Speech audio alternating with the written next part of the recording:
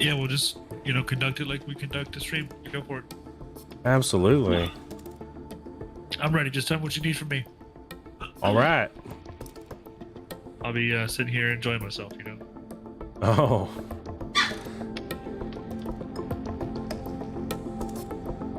Probably add my bullshit in whenever I feel like it, and whenever you need me to add more, just say so. That's like right on par. Right on par. Hold on. Something's bugging me with this starting screen. I need to have... There we go. No. That's center.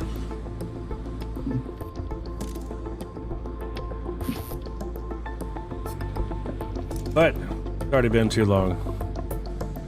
Too long what? Too long of an intro. It's like 1 minute, 2 minutes now. Oh shit.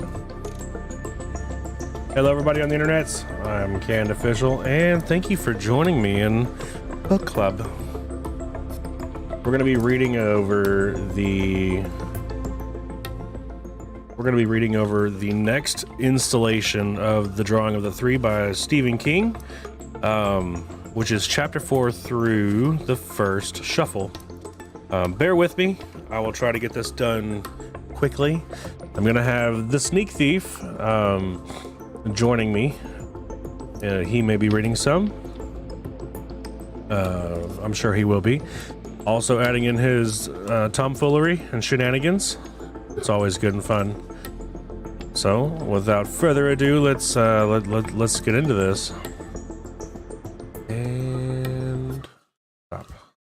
Good job. Good job, music. The last time we were here, Yeah, give us a we were in the customs office with Eddie Dean. I'm not gonna do a whole recap. Go listen to the fucking shit. No, not a whole recap. Shit. No, that's what the book club's for. We are currently in the customs room being interviewed by customs agents after he got taken off the plane. Also, laser-eyed kitty cats. Bookmark. Sweet. My bookmark is it's a sticker for a weed company. Nerds reading books to other nerds. That is absolutely right. This is chapter 4, The Tower. The Tower. And it is very cryptically named. We only just learned about the importance of said tower. And its vast possibilities. All right. The Tower. 1. Eddie Dean was sitting in a chair. The chair was in a small white room. It was the only chair in the small white room. The small white room was crowded. The small white room was smoky. Eddie was in his underpants. Eddie wanted a cigarette. The other 7 men in the small white room were dressed. The other men were standing around him, enclosing him. 4 of them were smoking cigarettes. Eddie wanted to jitter and jive. Eddie wanted to hop and bop. Eddie sat still, relaxed, looking at the men around him with amused interest, as if he wasn't going crazy for a fix, as if he wasn't going crazy from simple claustrophobia. The other, in his mind, was the reason why. He had been terrified of the other at first. Now he thanked God for the other. The other was there. The other might be sick, dying even, but there was enough steel left in his spine for him to have some left to loan this scarred 21-year-old junkie. Scared. My bad, sorry. Enough steel left in his spine for him to have some left to loan this scared 21-year-old junkie.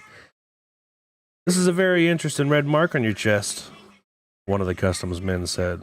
A cigarette hung from the corner of his mouth. There was a pack in his shirt pocket. Eddie felt as if he could take about 5 of the cigarettes in that pack, line his mouth with them in front. Line his mouth with them from corner to corner. Light them all. Inhale deeply and be easier in his mind.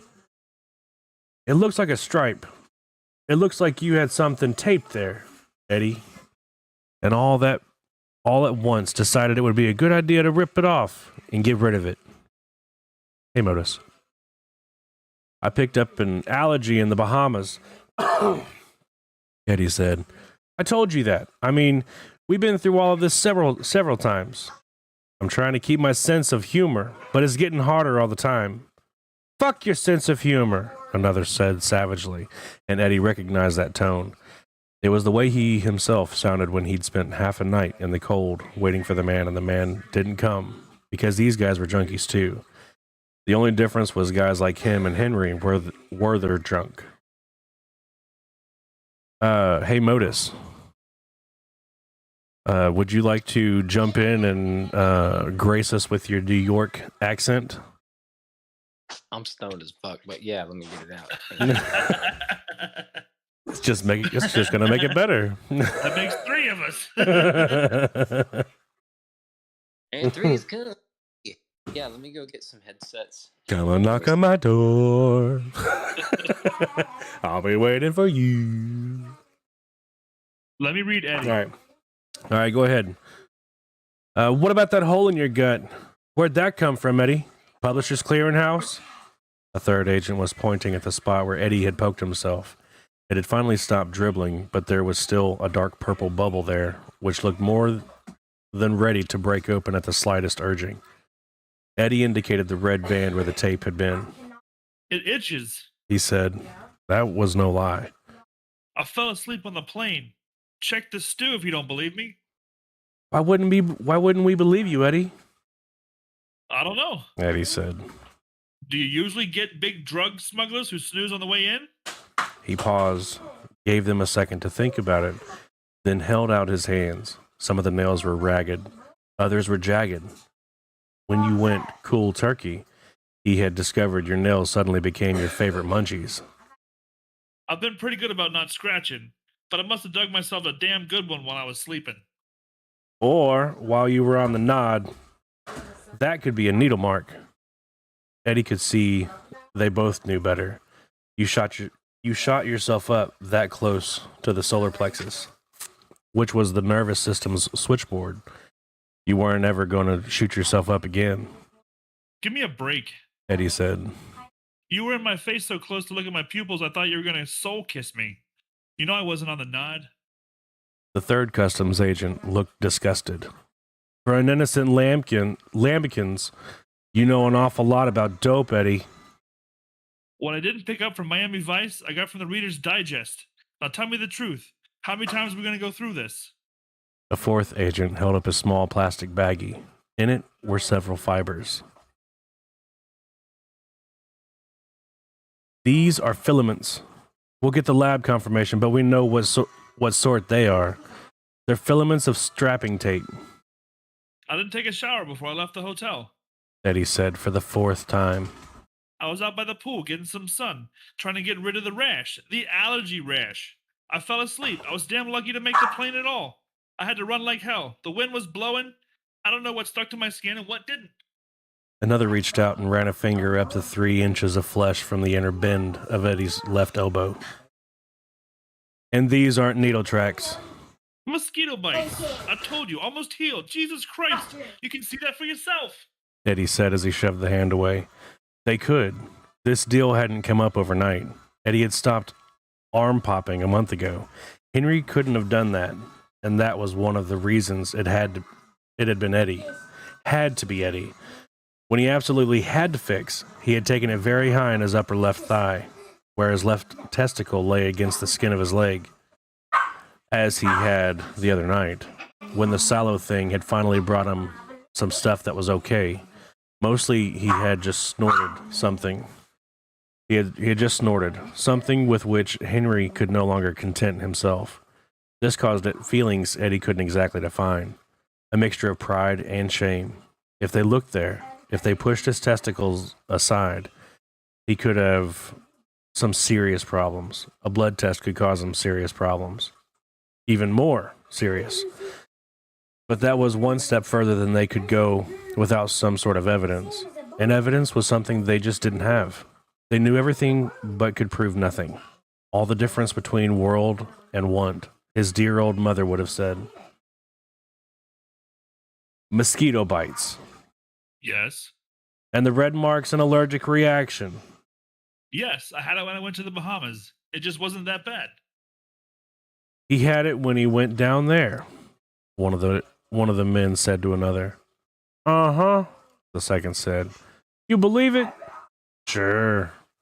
You believe in Santa Claus? Sure. When I was a kid, I even had my picture taken with him once. He looked at Eddie.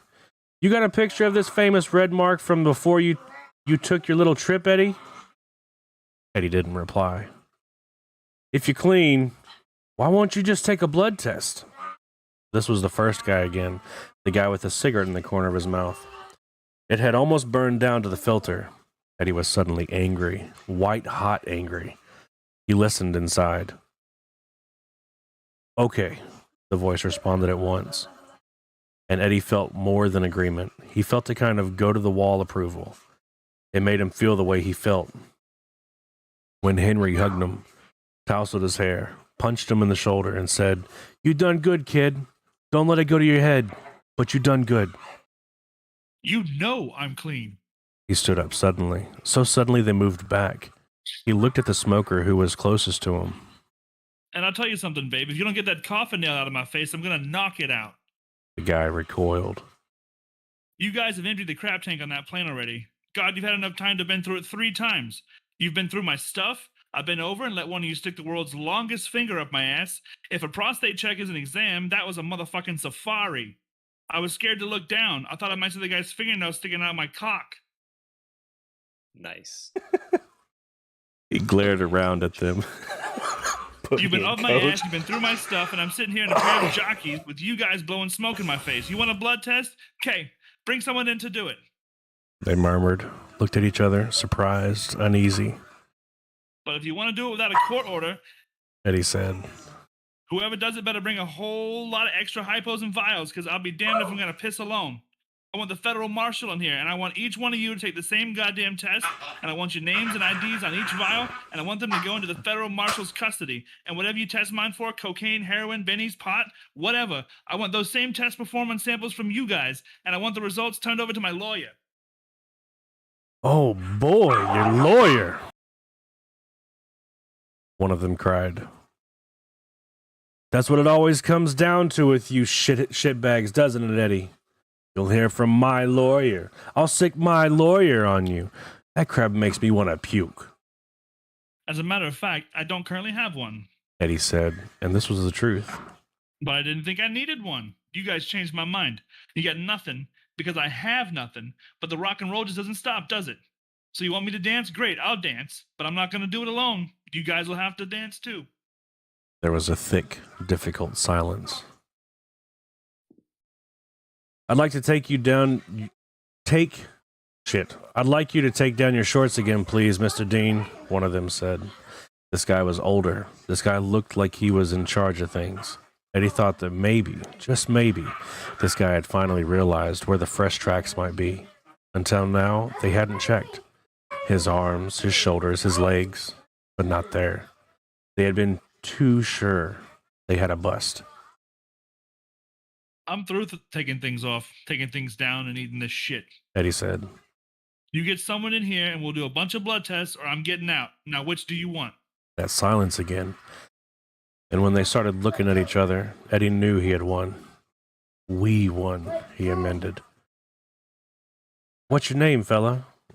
Roland. Yours is Eddie. Eddie Dean. You listen good. Listen and watch. Give him his clothes, the older man said disgustedly. He looked at Eddie. I don't know what you had or how you got rid of it, but I want you to know that we're going to find out. The old dude surveyed him. So there you sit. There you sit, almost grinning. What do you say? What you say doesn't make me want to puke. What you are does. I make you want to puke? That's affirmative. Oh, boy. Eddie said. I love it. I'm sitting here in a little room and I've got nothing on but my underwear. And there's 7 guys around me with guns on their hips and I make you want to puke? Man, you have got a problem. Eddie took a step toward him. The customs guy held his gun for a moment, then something in Eddie's eyes, a crazy color that seemed half hazel, half blue, made him step back against his will. I'm not carrying. Eddie roared. Quit now, just quit. Let me alone. The silence again. Then the older man turned around and yelled at someone, "Didn't you hear me? Get his clothes." And that was that. 2. Modus, you got to get in this. Yeah. You got to be somebody. You're here. Cabby. Oh shit, I'm Cappy. Okay. We're on subchapter 2 of 4. Wait, that might have been confusing. Oh. Chapter 4, subchapter 2. You'd think we're being tailed? The cabbie asked. He sounded amused. Eddie turned forward. Why do you say that? You keep looking at the back window. I never thought about being tailed. Eddie said. This was the absolute truth. He had seen the tails the first time he looked around. Tails, not tail. He didn't have to keep looking around to confirm their presence. Outpatients from a sanitarium for the mentally retarded would have trouble losing Eddie's cab on this late May afternoon. Traffic on the LIE was sparse. I'm a student of traffic patterns, that's all. Oh. The cabbie said. Sorry. Yeah. You're good. You're good. In some circles, such an odd statement. Such an odd statement would have prompted questions, but New York cab drivers rarely question. Instead, they assert, usually in a grand manner. Most of these assertions begin with the phrase, "this city," as if the words were a religious invocation preceding a sermon, which they usually were. Instead, this one said, Because if you think we are being tailed, we are not. I know. This city, Jesus. I've tailed plenty of people in my time. You'd be surprised at how many people jump into my cab and say, "Follow that car." I know. Sounds like something you only hear in the movies, right? Right. But like they say, art imitates life, and life imitates art. It really happens. And as for shaking a tail, it's easy if you know how to set the guy up. Eddie tuned the cabbie down to a background drone, listening just enough so he could nod in the right places. When you thought about it, the cabbie's rap was actually quite amusing. One of the tails was a dark blue sedan. Eddie guessed that one belonged to Customs. The other was a panel truck with Janelli's Pizza written on the sides. There was also a picture of a pizza, only the pizza was a smiling boy's face, and the smiling boy was smacking his lips. And written under the picture was the slogan, "It's a good pizza." Only some young urban artist with a spray can and a rudimentary sense of humor had drawn a line through pizza and had printed pussy above it. Janelli. There was only one Janelli Eddie knew. He ran a restaurant called Four Fathers. The pizza business was a sideline, a guaranteed stiff, an accountant's angel. Janelli and Balazar, they went together like hot dogs and mustard. According to the original plan, there was to have been a limo waiting outside the terminal with a driver ready to whisk him away to Balazar's place of business, which was a midtown saloon. But of course, the original plan hadn't included 2 hours in a little white room, 2 hours of steady questioning from one bunch of customs agents, while another bunch first drained and then raked the contents of Flight 901's waste tanks. Looking for the big carry, they also suspected. The big carry that would be unflushable, undissolvable. When he came out, there was no limo, of course. The driver would have had his instructions. If the mule isn't out of the terminal 15 minutes or so after the rest of the passengers have come out, drive away fast. The limo driver would know better than to use the car's telephone, which was actually a radio that could easily be monitored. Balazar would call police, find out Eddie had struck trouble, and get ready for trouble of his own. Balazar might have recognized Eddie's steel, but that didn't change the fact that Eddie was a junkie. A junkie could not be relied upon to be a stand-up guy. This meant there was a possibility that the pizza truck just might pull up in the lane next to the taxi. Someone just might stick an automatic weapon out of the pizza truck's window, and then the back of the cab would become something that looked like a bloody cheese grater. Eddie would have been more worried about that if they had held him for 4 hours instead of 2, and seriously worried if it had been 6 hours instead of 4, but only 2. He thought Balazar would trust him to have hung onto his lip at least that long. He would want to know about his goods. The real reason Eddie kept looking back was the door. It fascinated him. As the customs agents had half carried, half dragged him down the stairs to Kennedy's administration section, He had looked back over his shoulder, and there it had been. Improbable, but indubitably, inarguably real, floating along at a distance of about 3 feet. He could see the waves rolling steadily in, crashing on the sand. He saw that the day over there was beginning to darken. The door was like one of those trick pictures with a hidden image in them, it seemed. You couldn't see that hidden part for the life of you at first, but once you had, you couldn't unsee it, no matter how hard you tried. It had disappeared on the 2 occasions when the gunslinger went back without him, and that had been scary. Eddie had felt like a child whose nightlight has burned out. The first time had been during the customs interrogation. "I have to go," Roland's voice had cut cleanly through whatever question they were currently throwing at him. "I'll only be a few moments. Don't be afraid." "Why?" Eddie asked. "Why do you have to go?" "What's wrong?" one of the customs guys had asked him. "All of a sudden you look scared."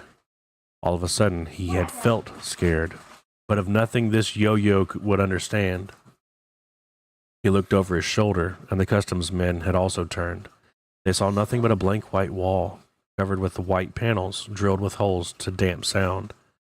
Eddie saw the door, and it's usually 3 feet away. Now it was embedded in the room's wall, an escape hatch none of his interrogators could see. He saw more. He saw things coming out of the waves.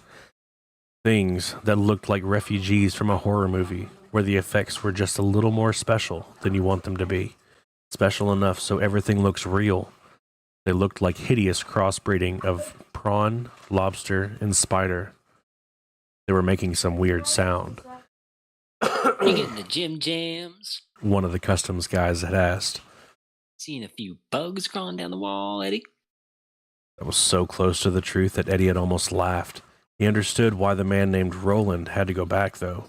Roland's mind was safe enough, at least for the time being. But the creatures were moving toward his body, and Eddie had a suspicion that if Roland did not soon vacate it from the area, vacate it from the area it currently occupied, there might not be anybody left to go back to. Suddenly, in his head, he heard David Lee Roth bawling, "Oh, life ain't got nobody." And this time, he did laugh. He couldn't help it. What's so funny? The customs agent, who had wanted to know if he was seeing bugs, asked him. This whole situation. Eddie had responded. Only in the sense of peculiar, not hilarious. I mean, if it was a movie, it would be more like a Fellini than Woody Allen, if you get what I mean. "You'll be all right?" Roland asked. "Yeah, fine, TCB man. I don't understand, but take care of business." "Oh, all right. I'll not be long." And suddenly that other had been gone, simply gone, like a wisp of smoke so thin that the slightest vagary of wind could blow it away. Eddie looked around again, saw nothing but drilled white panels, no door, no ocean, no weird monstrosities, and he felt his gut begin to tighten. There was no question of believing that it had all been a hallucination after all. The dope was gone, and that was all the proof Eddie needed. But Roland had helped somehow, made it easier.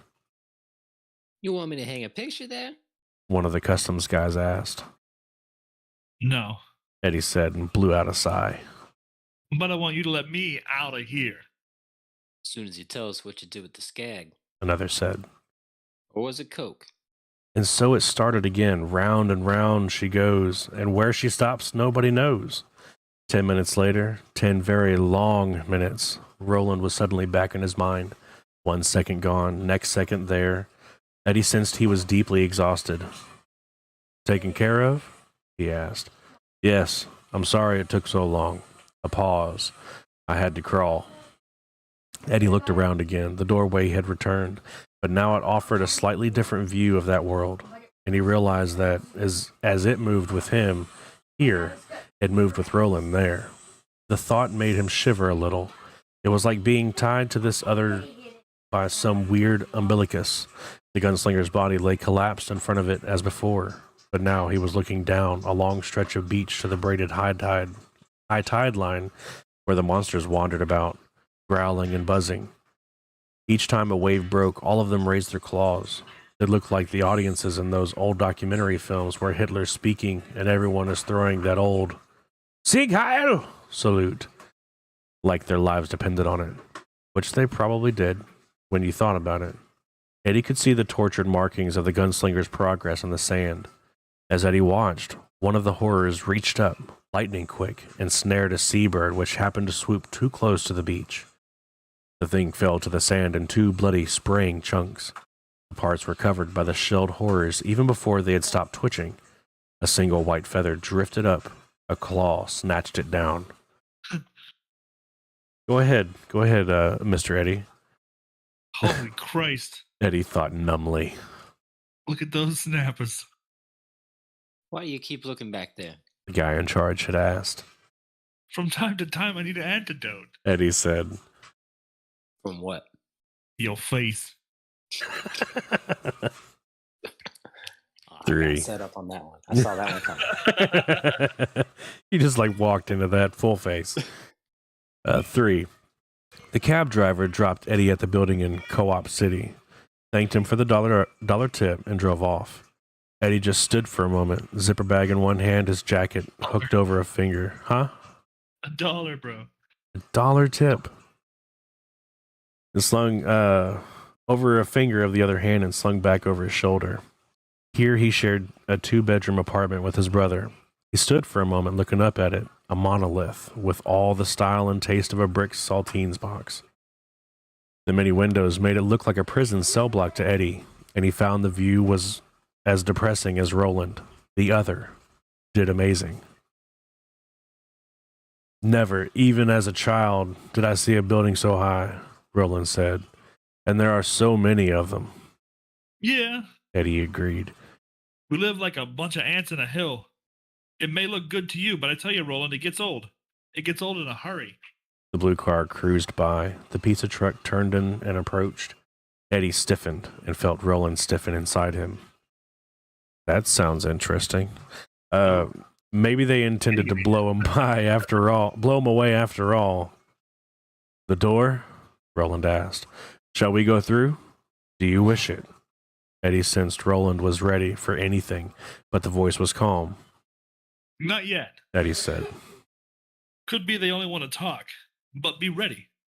He sensed that was an unnecessary thing to say. He sensed that Roland was readier to move and act in his deepest sleep than Eddie would ever be in his most wide-awake moment. The pizza truck with the smiling kid on the side closed in. The passenger window rolled down, and Eddie waited outside the entrance to his building with his shadow trailing out long in front of him from the toes of his sneakers, waiting to see which it would be, a face or a gun. 4.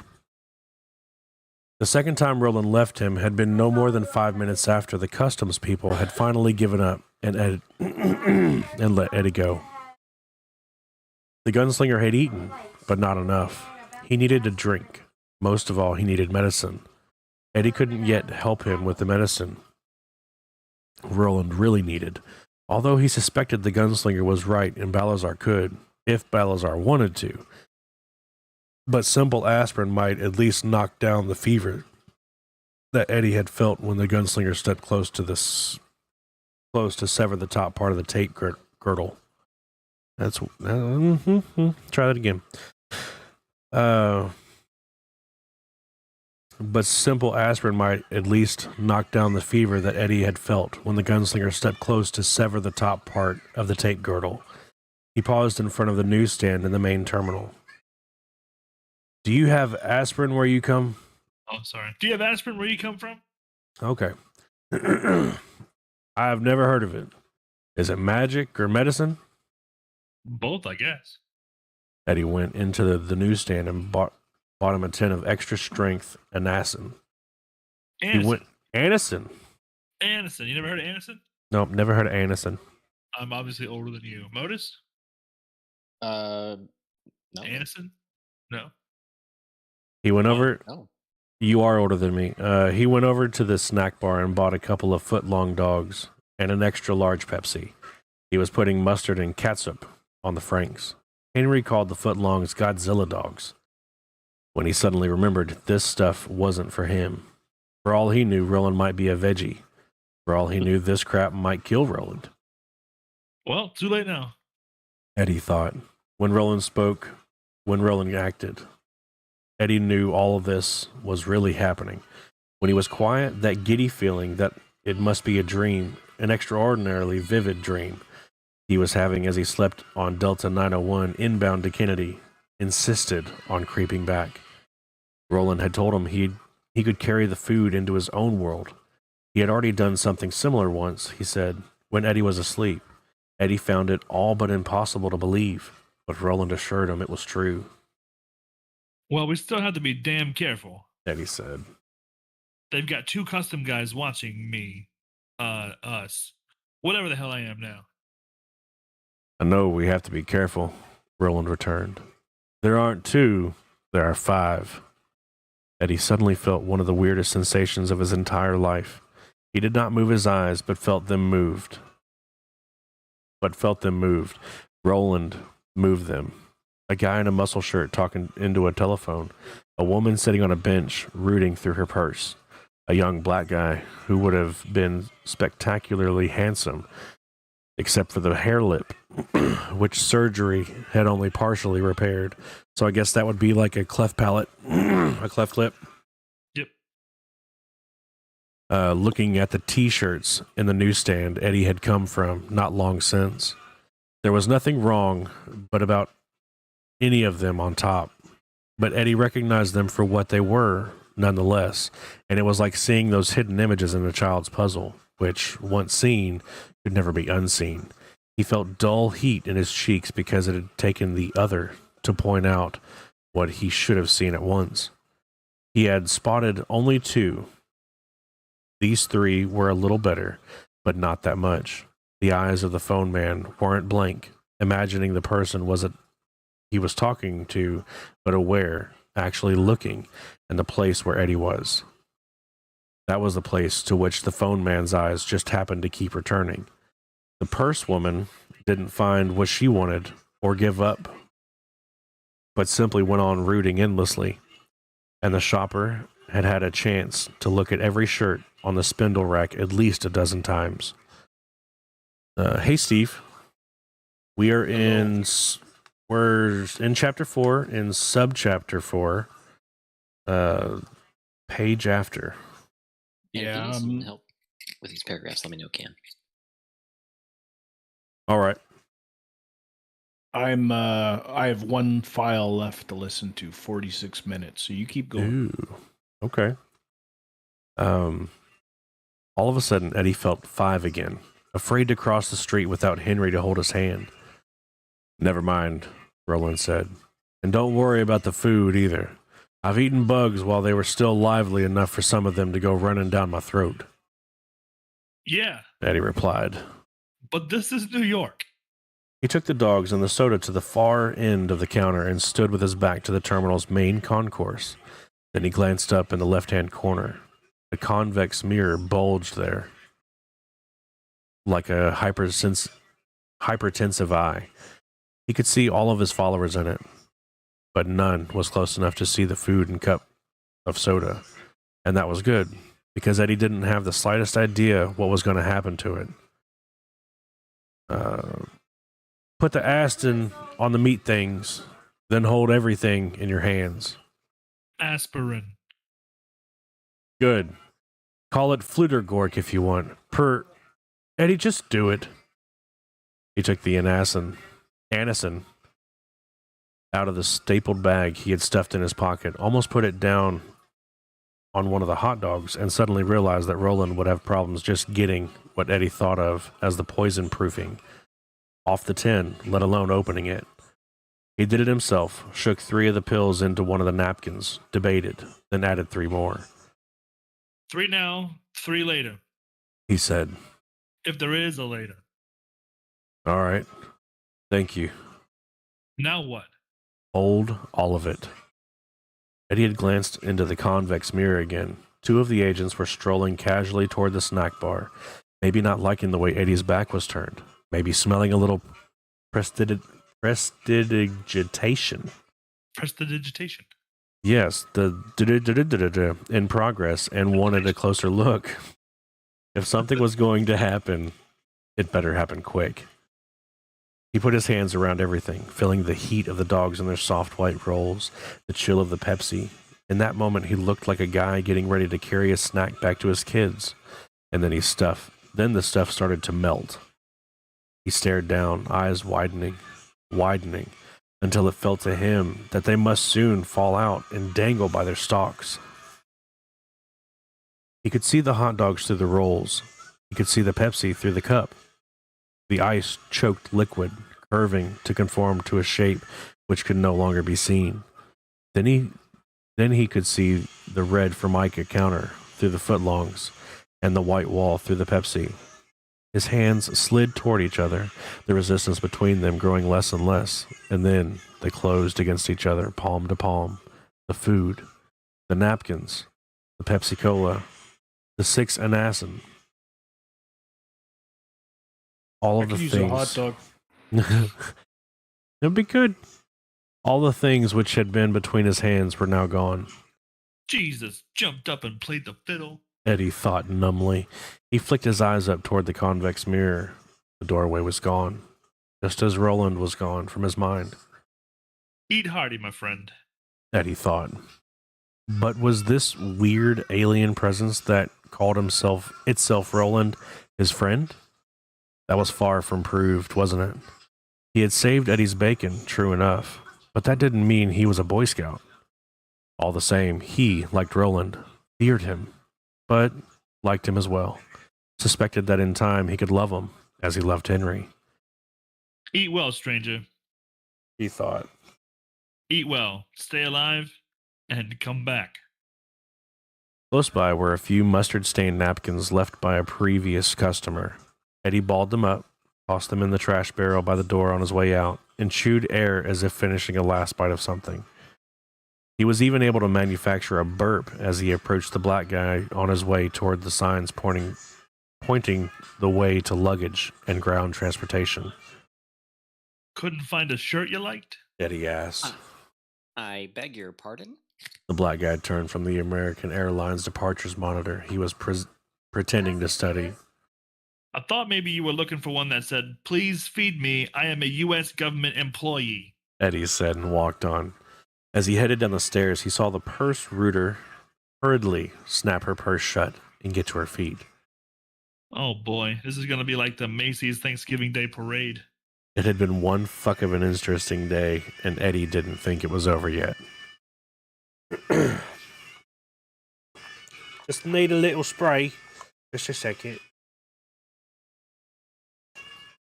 Chapter 5. When Roland saw the lobster things coming out of the waves again, their coming had nothing to do with the tide. Then, it was the dark that brought them. He left Eddie Dean to move himself before the creatures could find and eat him. The pain he had expected and was prepared for. He had lived with the pain so long it was almost an old friend. He was appalled, however, by the rapidity with which his fever had increased and his strength decreased. If he had not been dying before, he most assuredly was now. There was something powerful enough in the prisoner's world to keep that from happening. Oh, that was a question. Was there something powerful enough in the prisoner's world to keep that from happening? Perhaps.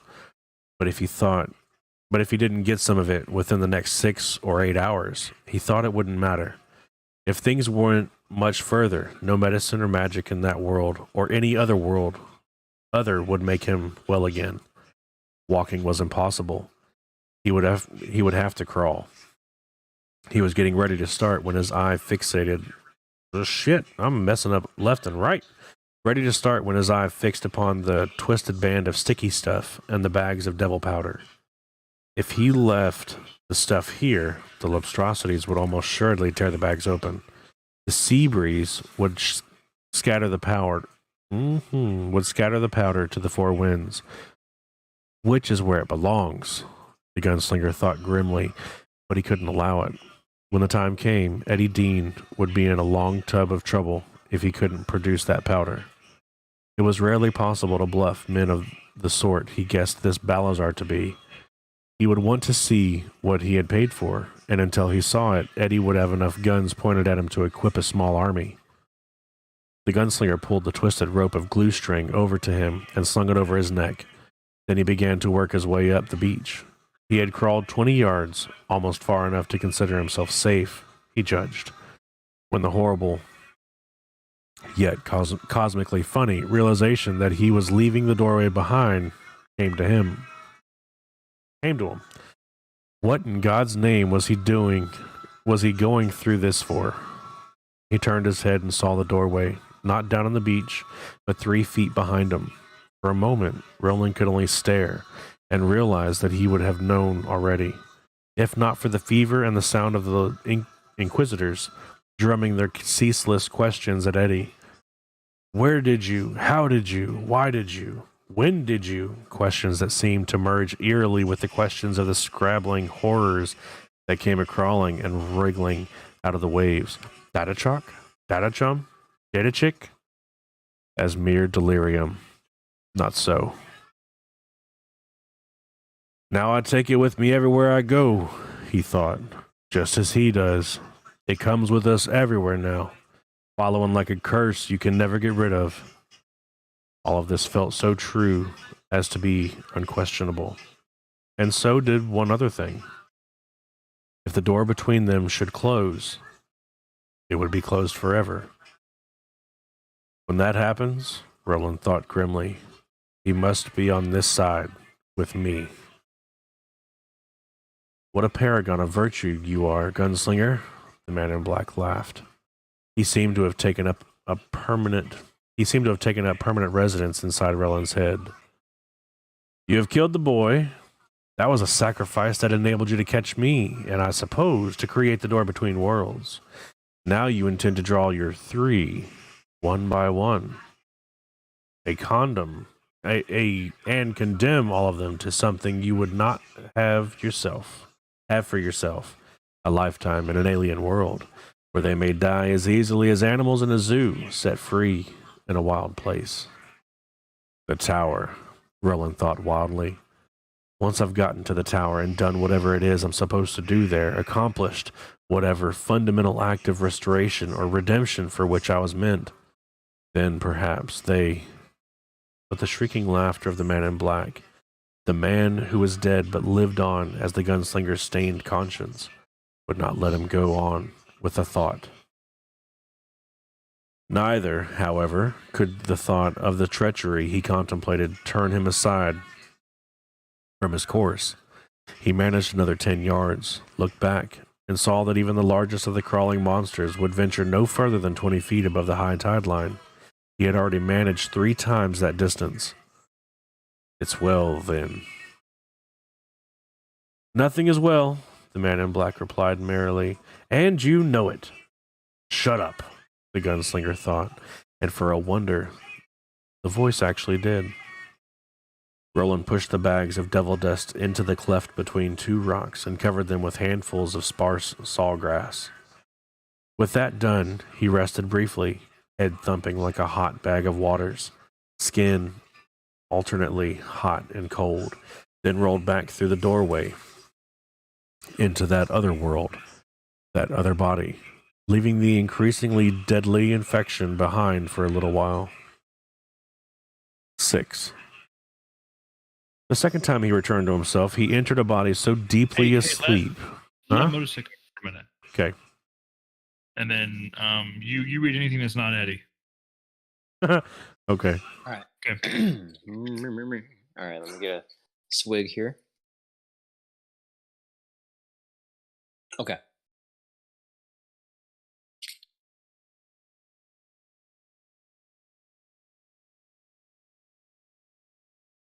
Ready. The second time he returned to himself, he entered a body so deeply asleep that he thought for a moment it had entered a comatose state. A state of such lowered bodily function that in moments he would feel his own consciousness start down a long slide into darkness. Instead, he forced his body towards wakefulness, punched and pummeled it out of the dark cave into which it had crawled. He made his heart speed up, made his nerves reaccept the pain that sizzled through his skin and woke his flesh to groaning reality. It was night now, and the stars were out. Popkin things Eddie had brought him were small bits of warmth in the chill. He didn't feel like eating them, but eat them he would. First, though, he looked at the white pills in his hand. Aston, Eddie called it. No, that wasn't quite right. Sorry. I No, wasn't you're supposed good. to read that part. That wasn't quite right, but Eddie couldn't pronounce the word, but Roland couldn't pronounce the word as the prisoner had said it. Medicine was what it came down to. Medicine from that other world. If anything from your world is going to do for me, prisoner, Roland thought grimly. I think it's more apt to be your potions than your popkins. Still, he would have to try it. Not the stuff he really needed, or so Eddie believed. Something which might reduce his fever. Eddie. 3 now, 3 later, if there is a later. He put 3 of the pills in his mouth and pushed the cover. Some strange white stuff that was neither paper nor glass, but which seemed a bit like both, off the paper cup which held the drink, and watched them down. The first swallow amazed him so completely that for a moment he only lay there, propped against a rock, his eyes so wide and still and full of reflected starlight that he would surely have been taken for dead already by anyone who happened to pass by. Then he drank greedily, holding the cup in both hands, the rotted, pulsing hurt in the stumps of his finger barely noticed in his total absorption with the drinks. Sweet. God, such sweetness. Such sweetness. Such... One of the small, flat ice cubes in the drink caught in his throat. He coughed, pounded his chest, and choked it out. Now there was a new pain in his head, the silvery pain that comes with drinking something too cold, too fast. Brain freeze. He lay still. Brain freeze! He lay still, feeling his heart pumping like a runaway engine, feeling fresh energy surge into his body so fast he felt as if he might actually explode. Without thinking of what he was doing, he tore another piece from his shirt. Soon it would be no more than a rag hanging around his neck, and laid it across one leg. When the drink was gone, he would pour the ice into the rag and make a pack for his wounded hand. But his mind, elsewhere. Sweet. It cried out again and again, trying to get the sense of it, or to convince itself there was a sense in it, as much as Eddie had tried to convince himself of the other as an actual being and not some mental convolution that was only another part of himself trying to trick him. Sweet. Sweet. Sweet. The dark drink was laced with sugar, even more than Martin, who had been a great glutton behind his grave ascetics exterior, had put in his coffee mornings and at Downers. Sugar. White. Powder. The gunslinger's eyes wandered to the bags, barely visible under the grass. He had tossed over them, and wondered briefly if the stuff in this drink and the stuff in the bags might be one and the same. He knew that Eddie would have understood him perfectly over here, where they were 2 separate, physical creatures. He suspected that if he had crossed bodily to Eddie's world, and he understood instinctively it could be done, although if the door should shut while he was there, he would be there forever, as Eddie would be here forever if their positions were reversed. He would have understood the language just as perfectly. He knew from being in Eddie's mind that the languages of the 2 worlds were similar to begin with. Similar, but not the same. Here, a sandwich was a popkin. There to rustle was to find something to eat. So, was it not possible that the drug Eddie called cocaine was in the gunslinger's world called sugar? I think that might be a happy mistake, just saying. Reconsideration made it seem unlikely.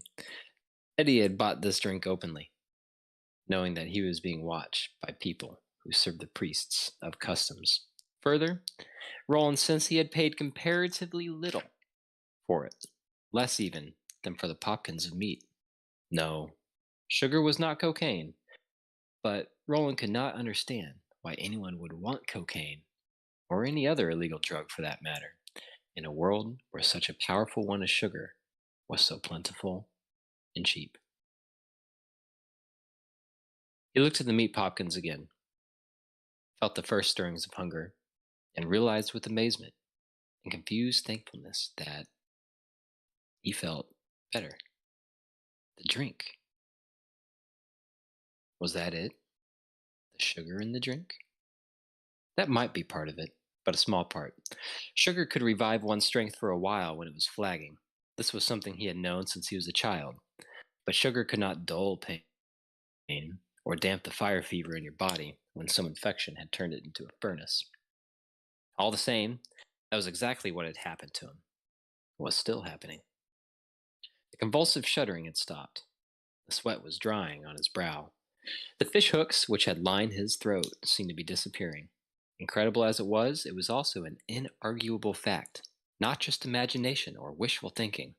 In point of fact, the gunslinger had not been capable of such frivolity as the latter in unknown and unknowable decades. I don't know what the fuck what I just said there, but that was a sentence. You read it right. That's my problem. I had to like empty my brain and just like spit the words out. All right. His missing fingers and toe still throbbed and roared, but he believed even these pains to be muted. Roland put his head back, closed his eyes, and thanked God and Eddie Dean. Don't make the mistake of putting your heart near his hand, Roland. A voice from deep. Oh, sorry. Go ahead. So easy to do. Tootsie. A voice from deeper ranges in his mind spoke. This was not the nervous, tittery, bitchy voice of the man in black or the rough one of court. To the gunslinger, it sounded like his father. You know that what he's done for you, he has done out of his own personal need. Just as you know that those men, inquisitors, though they may be, are partly or completely right about him. He's a weak vessel, and the reason they took him was neither false nor base. There is steel in him, I dispute it not, but there was weakness as well. He is like Hax, the cook. Hax poisoned reluctantly, but reluctance has never steeled the dreams of the dying as their intestines rupture, and there is yet another reason to beware. Roland needed no voice to tell him what that other reason was. He had seen that in Jake's eyes when the boy finally began to understand his purpose. Don't make the mistake of putting your heart near his hand. Good advice. You did yourself ill to feel well of those to whom ill must eventually be done. Remember your duty, Roland.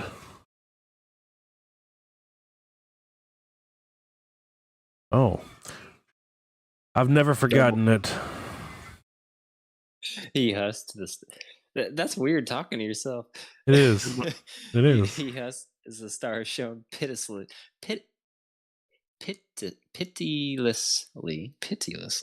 down, and the waves grated on the shore. The lobster monstrosities cried their idiot questions. I'm damned for my duty, and why should the damned turn aside? He began to eat the meat popkins, which Eddie called dogs.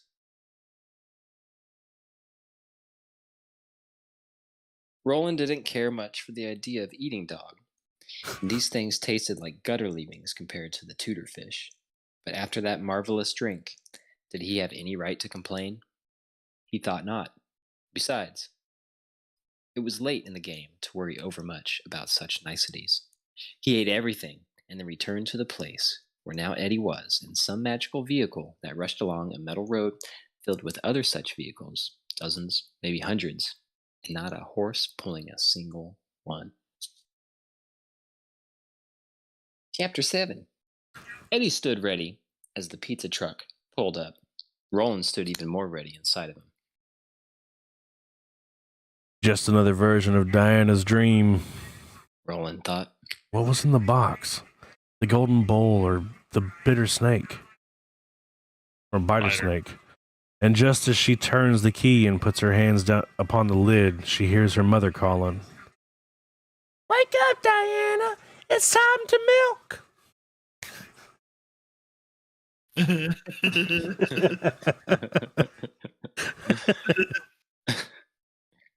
Oh, that's one hell of a mother. You'll never forget her. Okay. Eddie thought. Which is it gonna be, the lady or the tiger? A man with a pale, pimply face and big buck teeth looked out of the pizza truck's passenger window. It was a face Eddie knew. High call. Eddie said without much enthusiasm. Perfect. Beyond Cole Vincent, sitting behind the wheel, was old Double Ugly, which is what Henry called Jack Andolini. But Henry never called him that to his face. Eddie thought, no, of course not. Calling Jack something like that to his face would be a wonderful way to get yourself killed. He was a huge man with bulging caveman's forehead and a protagonist jaw to match. He was related to Enrico Balazar by marriage, a niece, a cousin, some fucking thing. His gigantic hand clung to the wheel of the delivery truck like the hands of a monkey cling to a branch. Coarse sprouts of hair grew from his ears. Eddie could only see one of those ears now, because Jack Andolini remained in profile, never looking around. Old Double Ugly. But not even Henry, who, Eddie had to admit, was not always the most perceptive guy in the world, had ever made the mistake of calling him Old Double Stupid. Colin Vincent was no more than a glorified gopher. Jack, however, had enough smarts behind that Neanderthal brow to be Balazar's #1 lieutenant. Eddie didn't like the fact that Balazar had sent a man of such importance. He didn't like it at all.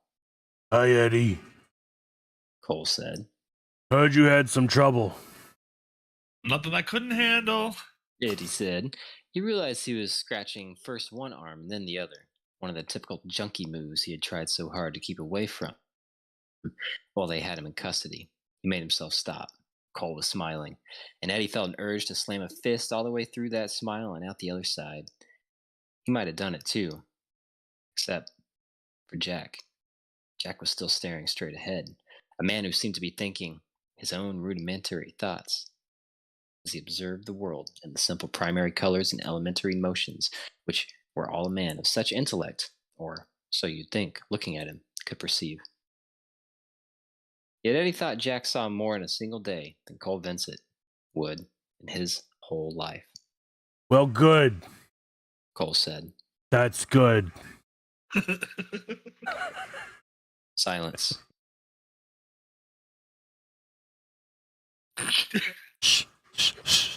Cole looked at Eddie, smiling, waiting for Eddie to start the junkie shuffle again, scratching, shifting from foot to foot like a kid who needs to go up to the bathroom, waiting mostly for Eddie to ask what was up, and by the way, did they just happen to have any stuff on him? Eddie only looked back at him, not scratching now, not moving at all. Faint breeze blew a ring-ding rapper across the parking lot. Did you just blow it? The scratchy sound of its skittering passage and the wheezy thump of the pizza trucks in the spout were the only sounds. Cole's knowing grin began to falter. Oh, shit. Hop in, Eddie. Jack said without looking around. Let's take a ride. Where? Eddie asked, knowing. Balazar's. Jack didn't look around. He flexed his hands on the wheel once. Large ring, solid gold, except for the onyx stone which bulged from it like the eye of a giant insect, glittered on the third finger of his right as he did it. He wants to know about his goods. Have his goods. They're safe. Fine. Then nobody has anything to worry about. Jack Andolini said, and did not look around. I think I want to go upstairs first. Eddie said.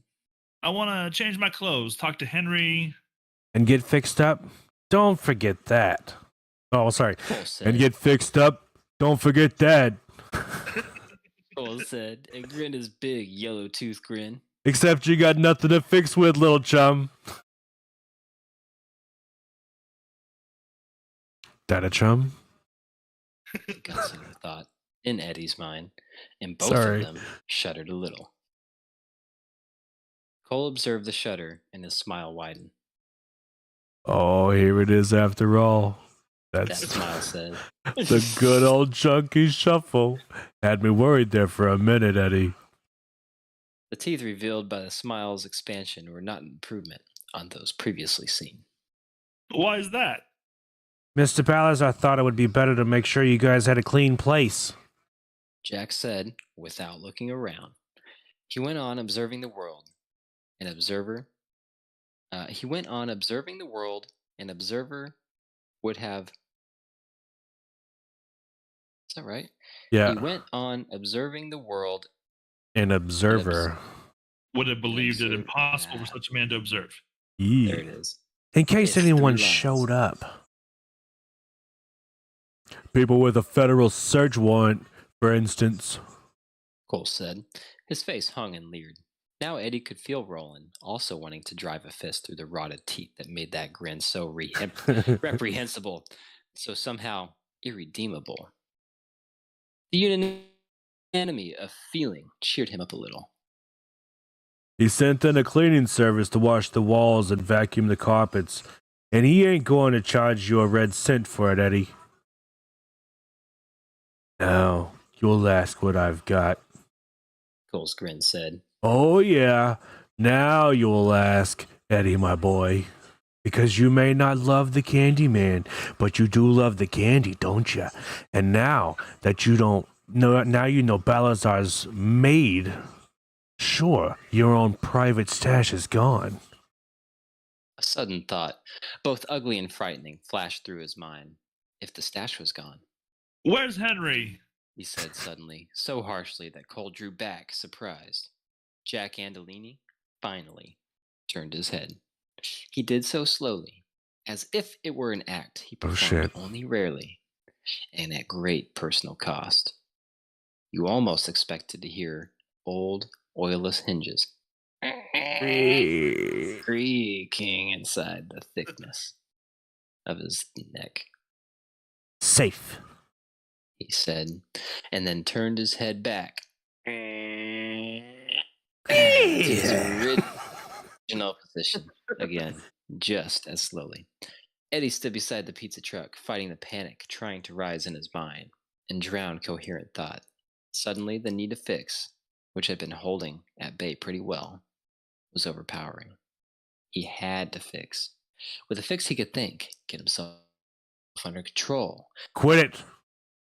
Roland roared inside his head, so loud Eddie winced, and Cole, mistaking Eddie's grimace of pain and surprise for another little step in the junky shuffle, began to grin again. Quit it. I'll be all the goddamn control you need. You don't understand. He's my brother. He's my fucking brother. Balazar's got my brother. You speak as if it was a word I'd never heard before. Do you fear him? Yes, Do you fear Christ, for him? Sorry. yes. Then do what they expect. Cry. Pule and big. Ask for this fix of yours. I'm sure they expect you to. And I'm sure they have it. Do all those things. Make them sure of you. And you can be sure all your fears will be justified. I don't understand what you. I mean, if you show a yellow gut, you will go far toward getting your precious brother killed. Is that what you want? All right, I'll be cool. It may not sound that way, but I'll be cool. Is that what you call it? All right, then. Yes, be cool. This isn't the way the deal was supposed to go down. Eddie said, speaking past Cole and directly at Jack Andolini's tufted ear. This isn't why I took care of Balazar's goods and hung onto my lip while some other guy would have been puking out 5 names for every year off in the plea bargain. Balazar thought your brother would be safer with him. Jack said, not looking around. He took him into protective custody. Well, good. Eddie said, You can thank him for me, and you can tell him that I'm back, his goods are safe, and I can take care of Henry just like Henry always took care of me. You tell him I'll have a 6-pack on ice, and when Henry walks in the place, we're going to split it, and then we'll get in our car and come into town and do the deal like it was supposed to be done, just like we talked about. Balazar wants to see you, Eddie. Jack said. His voice was implaceable, movable. His head did not turn. Get in the truck. Stick it where the sun doesn't shine, motherfucker. Eddie said, and started for the doors to his building. Woo! Shit's getting 8. deep. It's getting good.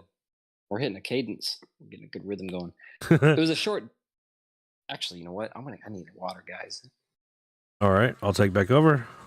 8. It was a short distance, but he had gotten barely halfway when Andolini's hand clamped on his upper arm with the paralyzing force of a vice grip. His breath was hot as a bull's on the back of Eddie's neck. He did all this in the time you would have thought, looking at him, it would have taken his brain to convince his hand to pull the door handle up. Damn, that sentence was long. Eddie turned around. Be cool, Eddie, Roland whispered. Cool. Eddie responded. Modus, you want to do Andolini? And my wife just got home, so I'm going to be like just on listen mode for a minute. Cool, yep. all right, no problem.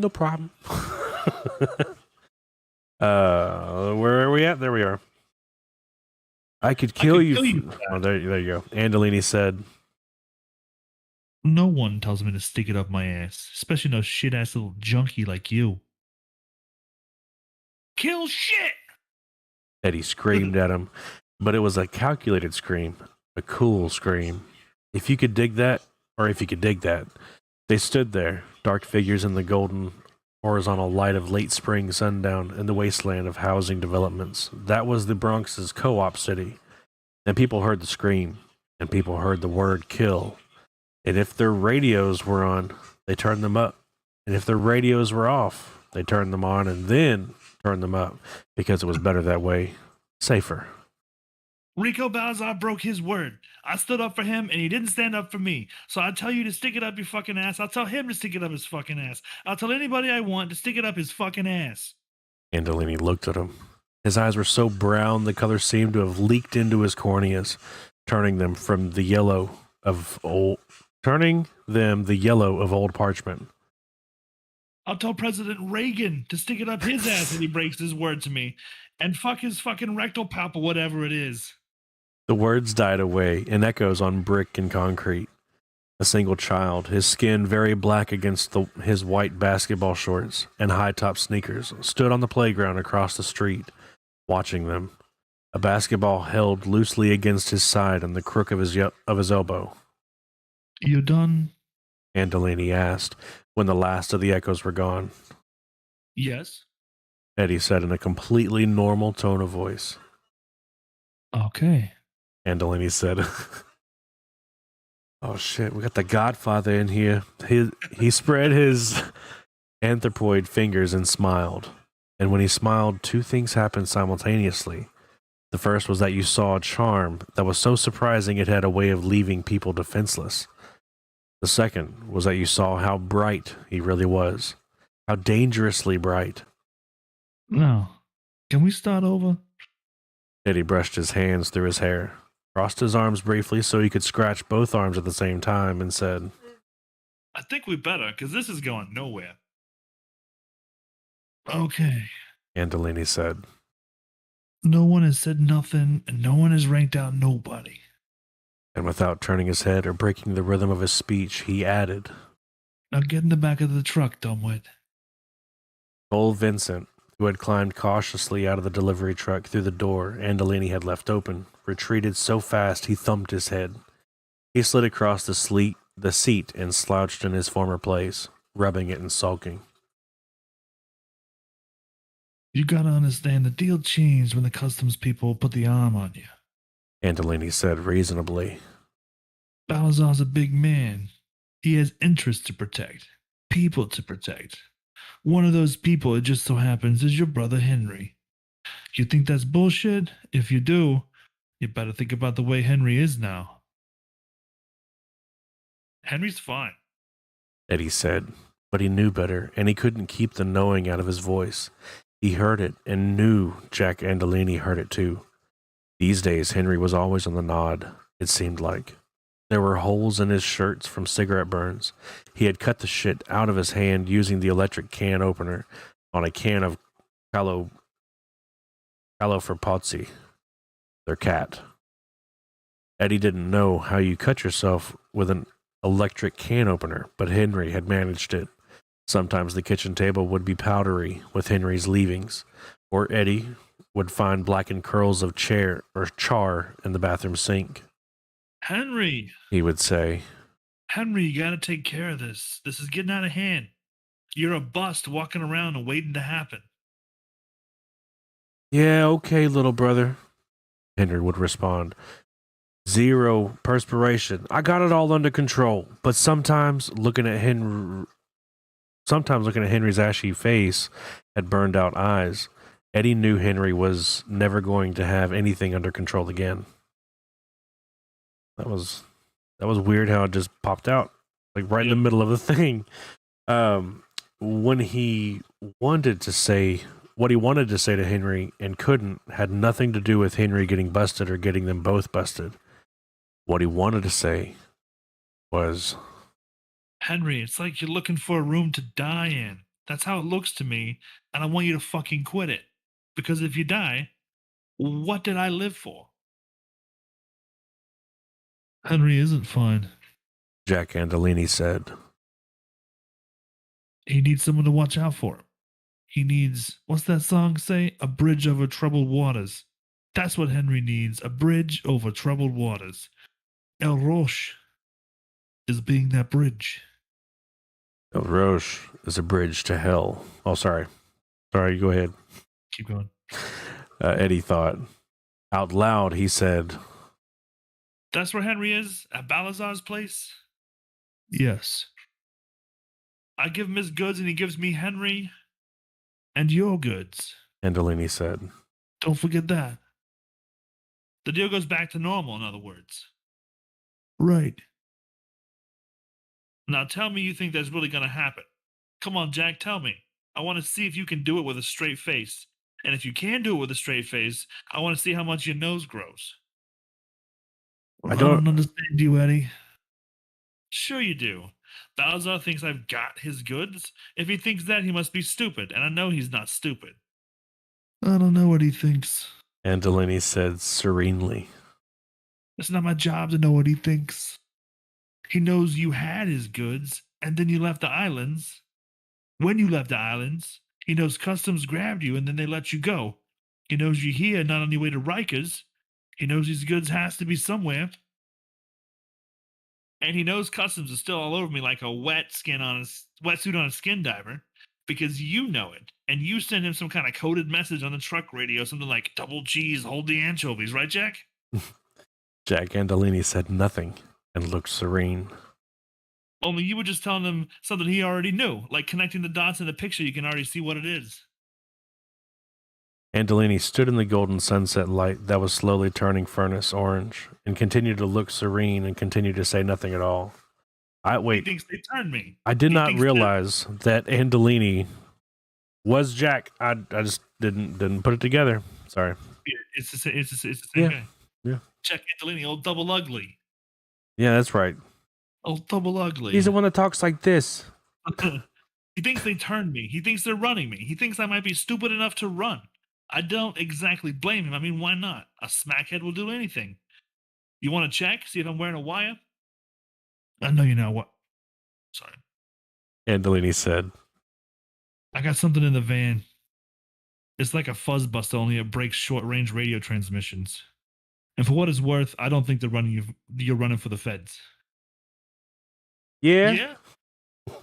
Yeah. You should just take over Andolini, because there's like a lot of back and forth. Yeah, okay. Yeah. Wait, which voice do we go with? Whichever one works for you. The Godfather? Like the smart brute guy. He's like the Mike from Breaking Bad. Yeah. So do we get in the van and go into the city or what? Do I have a choice? No, Roland said inside his head. No, Andolini said. Eddie went back to the van. The kid with the basketball was still standing across the street, his shadow now so long it was a gantry. Get out of here, kid. Eddie said. You would never hear, you never saw nothing or no one. Fuck off. Kid ran. Cole was grinning at him. Push over, champ. Eddie said. I think you ought to sit in the middle, Eddie. Push over. Eddie said again. Cole looked at him, then looked at Andolini, who did not look at him, but only pulled the driver's door closed and looked serenely straight ahead, like Buddha on his day off, leaving them to work like seating arrangements out for themselves. Cole glanced back at Eddie's face and decided to push over.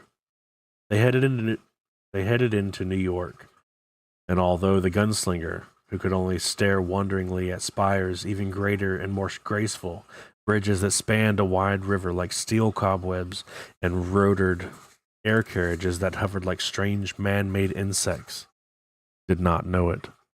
The place they were headed for was the tower. Dun, dun, dun. Take a little sippy sip. Yeah. Need an intermission? You doing all right?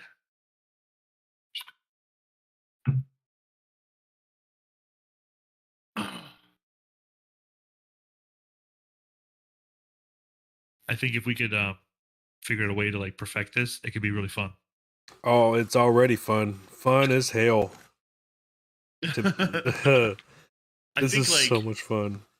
for this next part, like you should read Henry and Balazar, and I'll read everyone else. I can probably jump in on this one as well. Okay, then you do Balazar. I'm gonna do the. You're gonna make me do the pedo? Is he a Okay. pedo? It's alluded to. He's got like. Oh, that's right. He has pictures. I mean, All right. I'll do everybody, but Henry is gonna be canned, and you do Balazar, and I'll do everyone else, and then we can just keep the narrator running. Okay. So I'm Henry and Narrator and roll it. narrator. Hit me with a chapter check again. Where are we at? We are on We are 9 right sub now, starting 9. with like Andolini, Enrico Balazar did not. All right. You good? If you have any questions, we can work it out. No, I'm good. I'm just plugging my headset back in. Let's Okay. roll. Tell 9. your wife thanks for letting you hang out with the boys. Yeah, super awesome. Thank you so much, Lady Modus. Thank you. I appreciate it, Lady Modus. Appreciate it. You're doing us a solid. Real sorry. nice favor. You say thank you to my wife. Is that what you said? Yeah, Yes. we appreciate her. Oh, I appreciate her too. She's great, and she's hot, so that's good. Oh, it's always That better when always she's hot. Definitely. All right, 9. Like Andolini, Enrico Balazar did not think Eddie Dean was running for the feds. Like Andolini, Balazar knew it. The bar was empty. The sign on the door read, "Closed tonight only." Balazar sat in his office, waiting for Andolini and Cole Vincent to arrive with the Dean kid. I'll keep up with Cole, too, if he says anything. Yeah. His two person. You did it. You did him good. I just got a Cole's a picture. banger. Yeah. His two personal bodyguards, Claudio Andolini, Jack's brother, and Simi Dretto, were with him. They sat on the sofa to the left of Balazar's large desk, watching, fascinated, as the edifice Balazar was building grew. The door was open. Beyond the door was a short hallway. To the right, it led to the back of the bar and the little kitchen beyond, where a few simple pasta dishes were prepared. To the left was the accountant's office and the storage room. In the accountant's office, there were more of Balazar's gentlemen. This was how they were known. Were playing Trivial Pursuit with Henry Dean. Okay. George Biondi was saying. Here's an easy one. Henry? You there, Henry? Earth to Henry. Earth people need you. Come in, Henry. I say again, come in. You're Henry. Yeah, I was waiting. I'm here. No, you're stoned out of your mind. Yeah. I'm here. Oh, sorry. I'm Oh, yeah. Sorry. here. So I was just nailing it. I'm here. Henry said. His voice was the slurry, muddy voice of a man who is still asleep, telling his wife he's awake, so she'll leave him alone for another 5 minutes. Okay, the category is arts and entertainment. The question is, Henry, don't you fucking nod off on me, asshole. I'm not. And he Okay, cried the question back. is, what enormously popular novel by William Peter Blatty, set in posh Washington, D.C. suburbs of Georgetown, concerned the demonic possession of a young girl? Johnny Cash. Henry replied. Jesus Christ. Trix Pastino yelled. That's what you say to everything. Johnny Cash. That's what you say to every fucking thing. Johnny Cash is everything, Henry replied gravely, and there was a moment of silence palpable in his considering surprise, then a gravely burst of laughter, not just from the men in the room with Henry, but the two other gentlemen sitting in the storage room. You want me to shut the door, Mr. Balazar? Simi asked quietly. No, that's fine. Balazar said. He was second-generation Sicilian, but there was no trace of accent in his speech, nor was it the speech of a man whose only education had been in the streets. Unlike many of his... Unlike, There's no accent. unlike many of his contemporaries, it's all right. It's fine. Oh, it's fine. Unlike many of his contemporaries in the business, he had finished high school. He had, in fact, done more. For 2 years, he had gone to business school, NYU. His voice, like his business methods, was quiet and cultured and American, and this made his physical aspect as deceiving as Jack Andolini's. People hearing his clear, unaccented American voice for the first time almost looked dazed, as if hearing particularly good piece of ventriloquism. He looked like a farmer or innkeeper or small-time mafioso who had been successful more by virtue of being at the right place at the right time than because of any brains. He looked like what the wise guys of a previous generation had called a mustache Pete. He was a fat man who dressed like a peasant. I about said pheasant. If he dressed like a bird, that'd be good. Fucking pheasants. Fucking pheasants. This evening he wore a plain white cotton shirt, open at the throat. There were spreading sweat stains beneath the arms, and plain gray twill pants.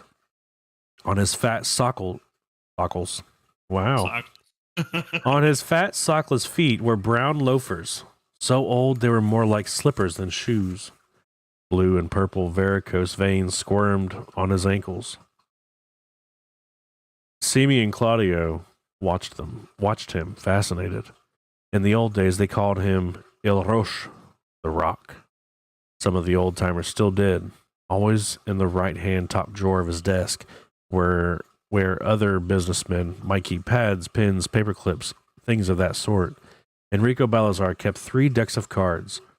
He did not play games with them, however. He built with them. He would take 2 cards and lean them against each other, making an A without the horizontal stroke.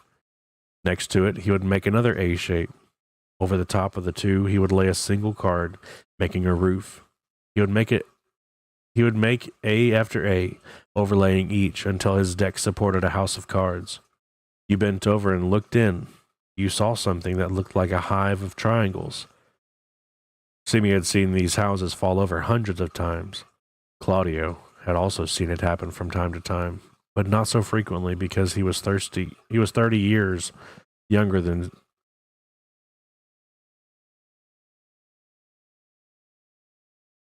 Simi, who expected to soon retire with his bitch of a wife to a farm they owned in northern New Jersey, where he would devote all his time to his garden and to outliving the bitch he had married. Not his mother-in-law. He had long since given up any wistful notion he might once have had of eating fettuccine at the wake of La Monstra. La Monstra was eternal, but for outliving the bitch there was at least some hope. His father had a saying, which, when translated, meant something like, God pisses down the back of your neck every day, but only drowns you once. And while Simi wasn't completely sure, he thought it meant God was a pretty good guy after all. And so he could only hope to outlive the one, if not the other. But had only seen Balazar put out of temper by such a fall on a single occasion. Mostly, it was something errant that did it. Someone closing a door hard in another room, or a drunk stumbling against a wall. There had been times when Simi... How do you say his name? I think it's Chimmy. Chimmy?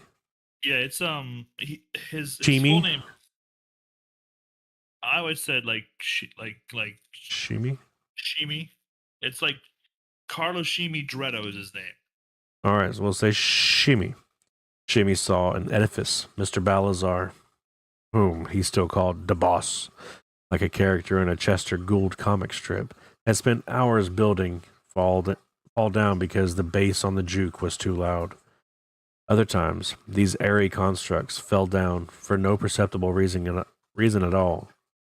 Once, this was a story he had told at least 5,000 times, and one of which every person he knew, with the exception of himself, had tired. The boss had looked up at him from the ruins and said, You see this, Chimmy? For every mother who ever cursed God for her child dead in the road, for every father who ever cursed the man who sent him away from the factory with no job, for every child who was ever born to pain and asked why, this is the answer. Our lives are like these things I build. Sometimes they fall down for a reason. Sometimes they fall down for no reason at all.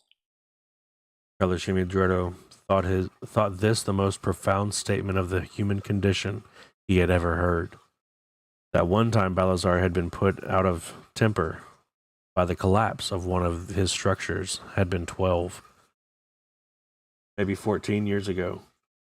There was a guy who came in to see him about booze, a guy with no class, no manners, a guy who smelled like he took a bath once a year, whether he needed it or not. A Mick, in other words. And of course, it was booze. With Micks, it was always booze, never dope.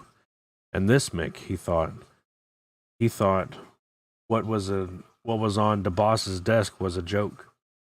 Make a wish. He yelled after the boss and explained to him in a way one gentleman explains to another why it was impossible for them to do business. And then the Mick, one of those guys with curly red hair and a complexion so white he looked like he had TB or something. One of those guys whose name started with O and then had that little curly mark between the O and the real name, had blown on the boss's desk like a Nino blowing out the candles on a birthday cake, and cards flew everywhere around Balazar's head. And Balazar had opened the left top drawer in his desk, the drawer where other businessmen might keep their personal stationery or their private memos or something like that, and he had brought out a .45. And he had shot the Mick in the head, and Balazar's expression never changed. And after Shimi and a guy named Truman Alexander, who had died of a heart attack 4 years ago, had buried the Mick under a chicken house somewhere outside of Sedenville, Connecticut, Balazar had said to Shimi, It's up to men to build things, Paisan. It's up to God to blow them down. You agree?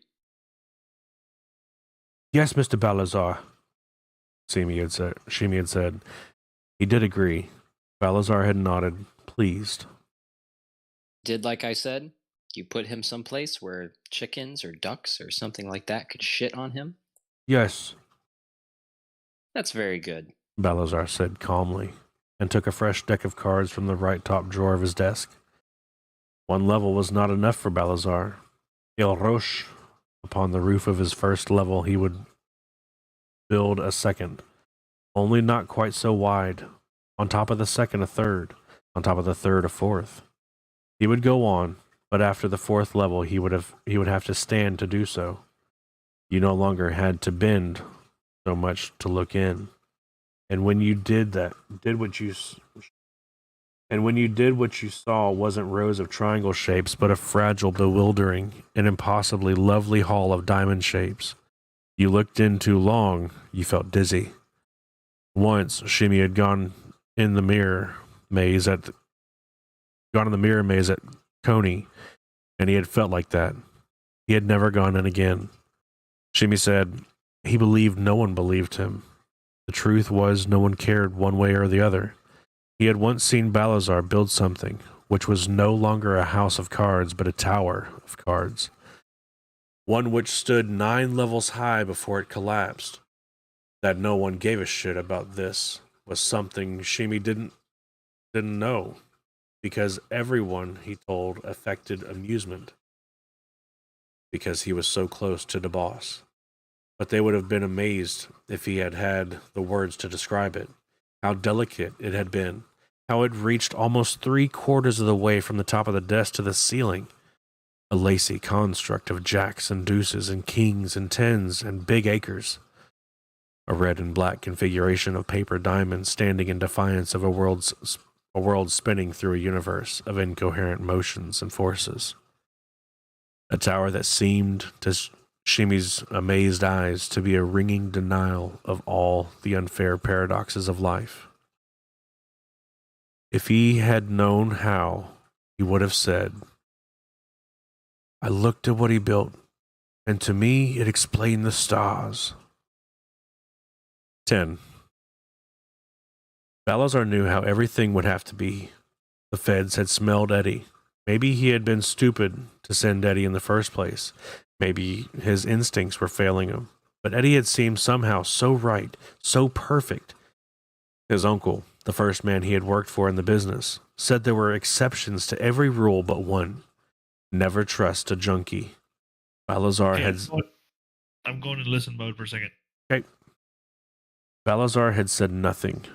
It was not the place of a boy of 15 to speak, even if only to agree, or privately, had thought the only rule to which there was no exception was that there were some rules for which that was not true. But if T.O. Veroni were alive today... Oh, sorry. Balazar thought. He would laugh at you and say, look, Rico, you always were too smart for your own good. You knew the rules. You kept your mouth shut when it was respectful to keep it shut. But you always had that snot look in your eyes. You always knew too much about how smart you were. So you finally fell into the pit of your own pride, just like I always knew you would. He made an A shape and overlaid it. They had taken Eddie and held him a while and then let him go. Balazar had grabbed Eddie's brother and the stash they shared. That would be enough to bring him, and he wanted Eddie. He wanted Eddie because it had only been 2 hours, and 2 hours was wrong. They had questioned him at Kennedy, not at 43rd Street, and that was wrong too. That meant Eddie had succeeded in ditching most or all of the coke. Or had he? He thought. He wondered. Eddie had walked out of Kennedy 2 hours after they took him off the plane. That was too short of a time for them to have sweated it out of him, and too long for them to have decided he was clean. That some stew had made a rash mistake. He thought. He wondered.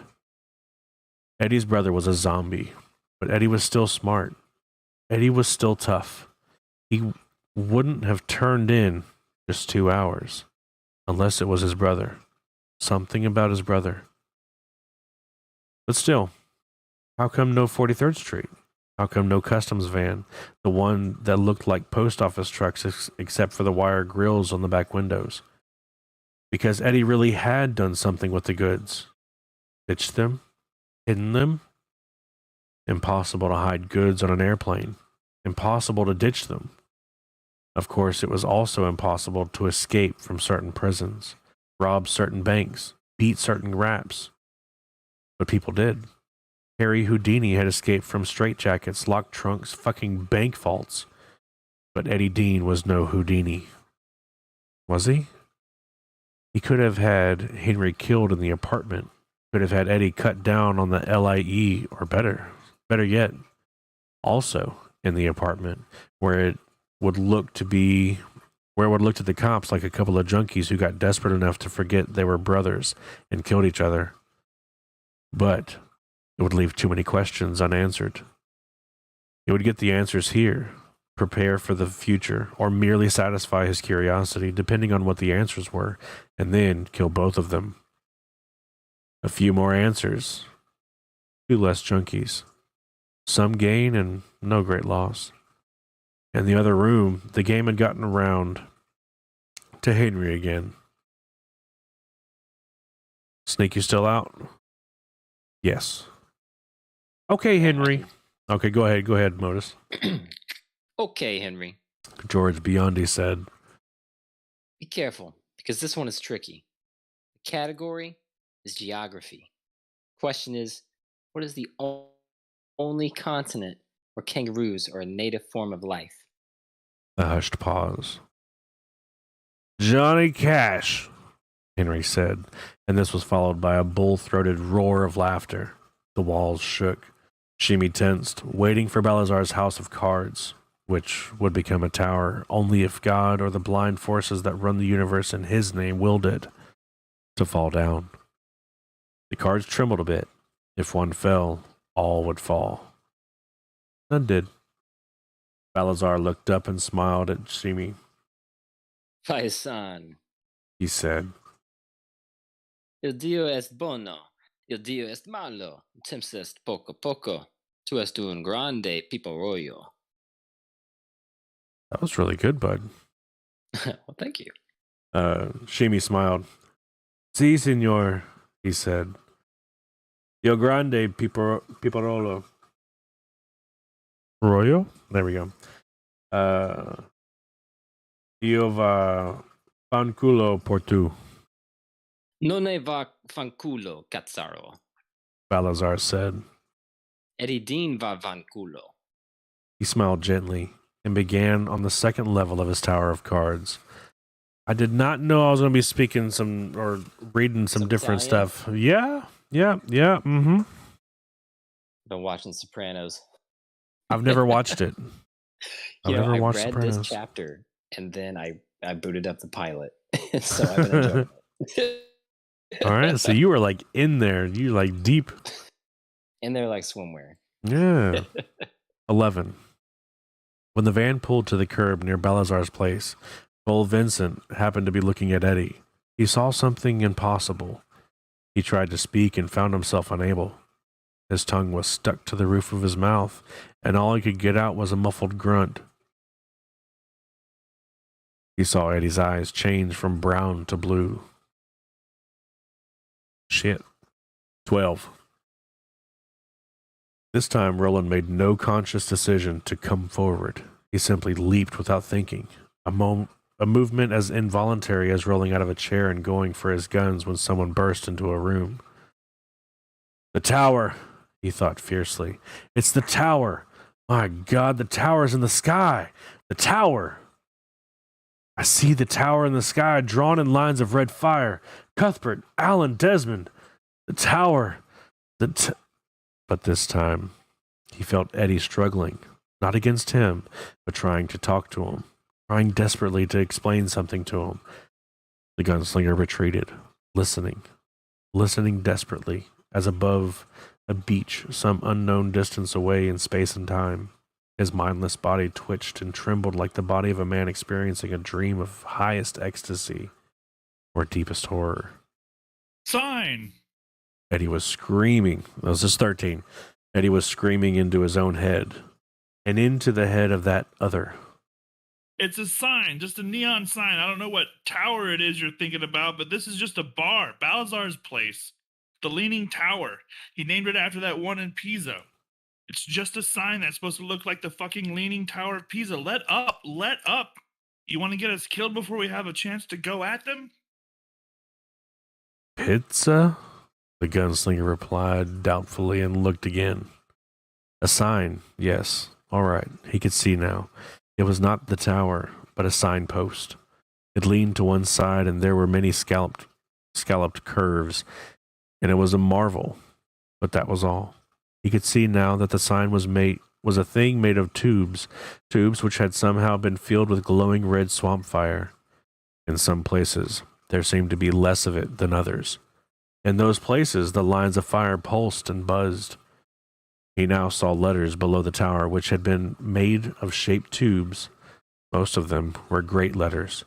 Tower, he could read. And yes, leaning. Leaning tower. The first word was 3 letters. The first T, the last E. The middle one, which he had never seen. Trey? He asked Eddie. It doesn't matter. Do you see it's just a sign? That's what matters. I see, the gunslinger answered, wondering if the prisoner really believed what he was saying, or was only saying it to keep the situation from spilling over, as the tower depicted in those lines of fire seemed about to do. Wondering if Eddie believed any sign would be a trivial thing. Then ease off. Do you hear me? Ease off. Be cool? Roland asked, and both felt Roland smile a little in Eddie's mind.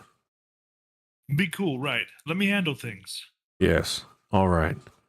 He would let Eddie handle things. For a while. 14.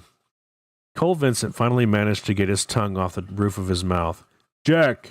His voice was as thick as a shag carpet. Andolini turned off the motor and looked at him, irritated. His eyes!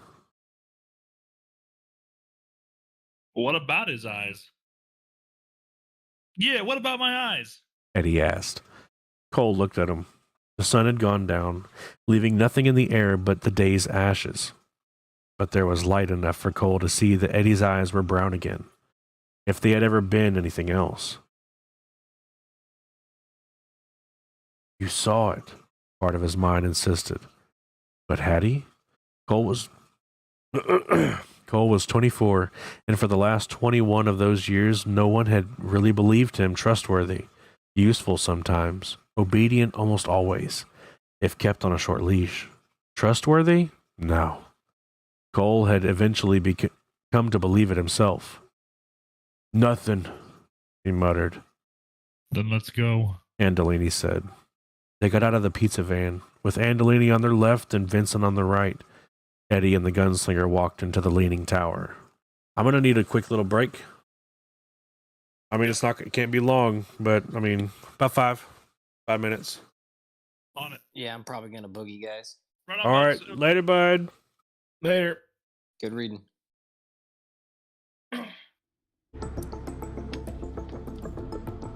Be right back, y'all.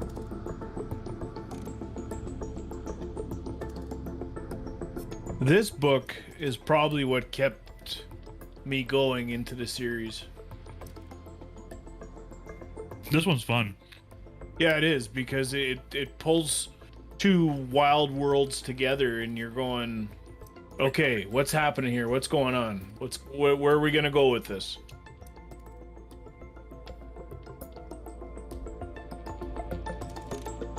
Like, what could possibly be next? Yeah, exactly.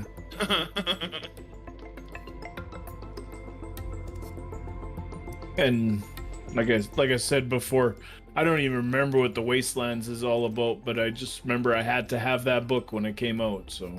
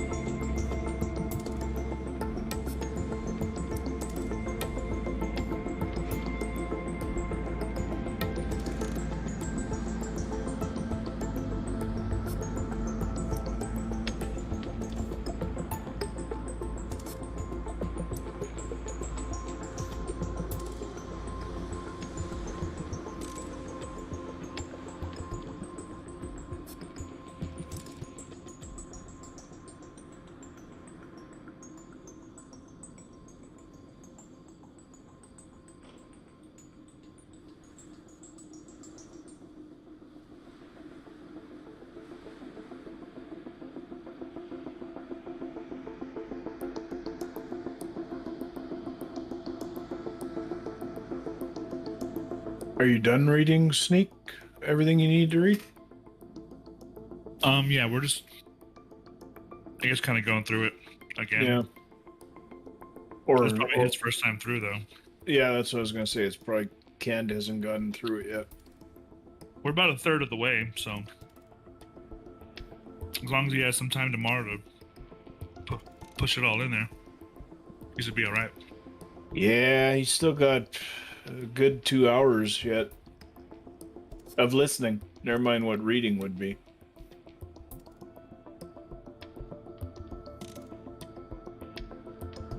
We'll get there. This one's pretty action-packed. Yeah, it keeps you rolling. Yeah. Especially like this next chapter. It's Showdown and Shootout. Yes. Those kind of chapters are always fun.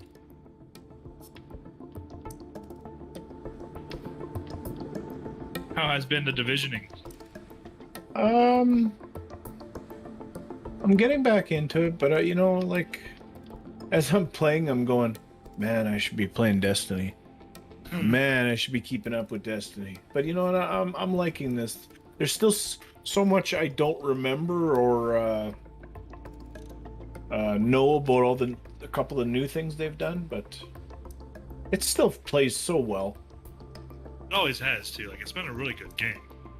Yeah, like the gunplay, like we talk about with Destiny. The gunplay in Division is just great.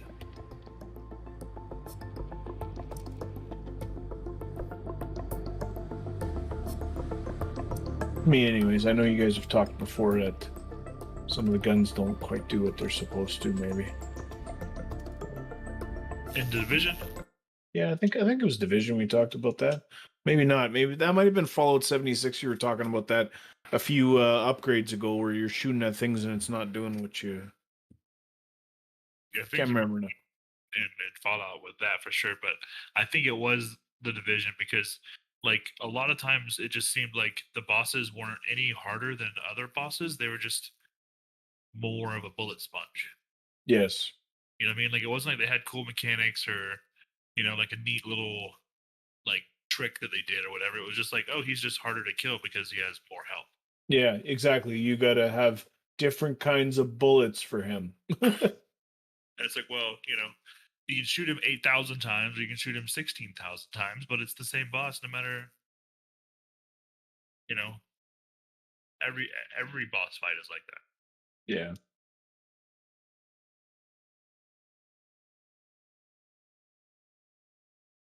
Right. Like, they didn't do terrible. Like, I really enjoy the game, but I think you're right. Like it did kind of feel like really repetitive. I just love walking around the city. The city looks so amazing. It really does. That's why I was looking forward to that zombie game because it was like the division, but you're playing with zombies. You know what I mean? Yeah. Ken's back. Hello. Hello. Go So- ahead, sir. I found something that is better than water. Fire water. Yeah, whiskey. Yeah, that'll do it. Also, hot tea and honey. Tea and honey is perfect. All right, You Mother's ready? popped out. Yeah. Now Steve has the book, so we're just gonna raw dog it, you and me. All right. Give her. Give her. Chapter 5. Showdown and Shootout. 1. In a blues tune from the 20s, Billie Holiday, who would one day discover the truth for herself, sang, shit.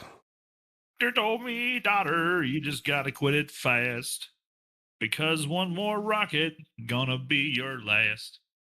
Henry Dean's last rocket went up just 5 minutes before the van pulled up in front of the leaning tower, and his brother was herded inside. Because he was on Henry's right, George Biondi, known to his friends as Big George, and to his enemies as Big Nose, asked Henry's question. Now, as Henry sat nodding and blinking owlishly over the board, Trix Postino put the die in a hand which had already gone the dusty color that results in the extremities after long-term heroin addiction, the dusty color which is the precursor of gangrene. Say it again.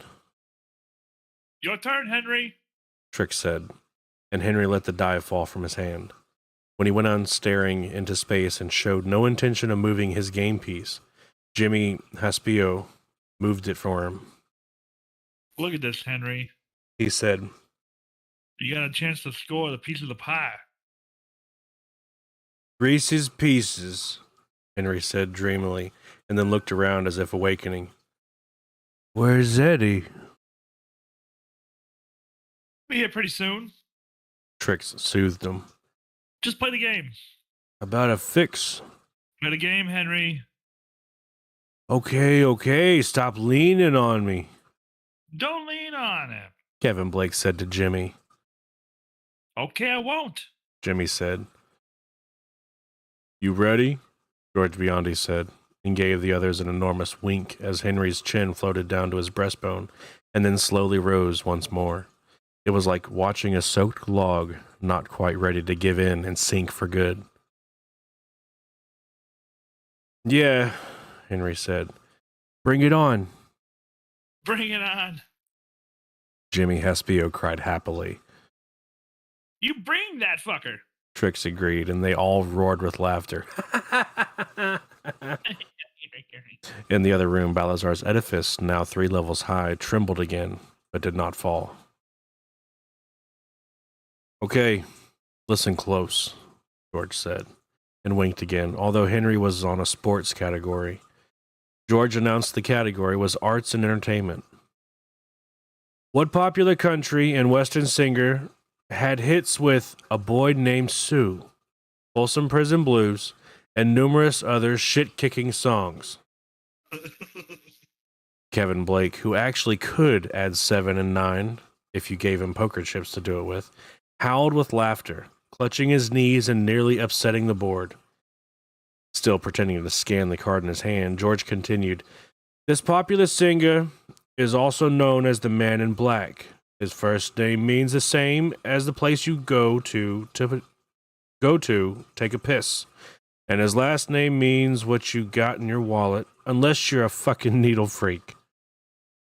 There was a long, expectant silence. Walter Brennan, Henry said at last. Bellows of laughter. Jimmy Haspio clutched Kevin Blake. Kevin punched Jimmy in the shoulder repeatedly. In Balazar's office, the house of cards, which was now becoming a tower of cards, trembled again. Quiet down, Jimmy yelled. The boss is building. They quieted at once. Right, George said. You got that one right, Henry. It was a toughie, but you came through. Always do, Henry said. Always come through in the fucking clutch. How about a fix?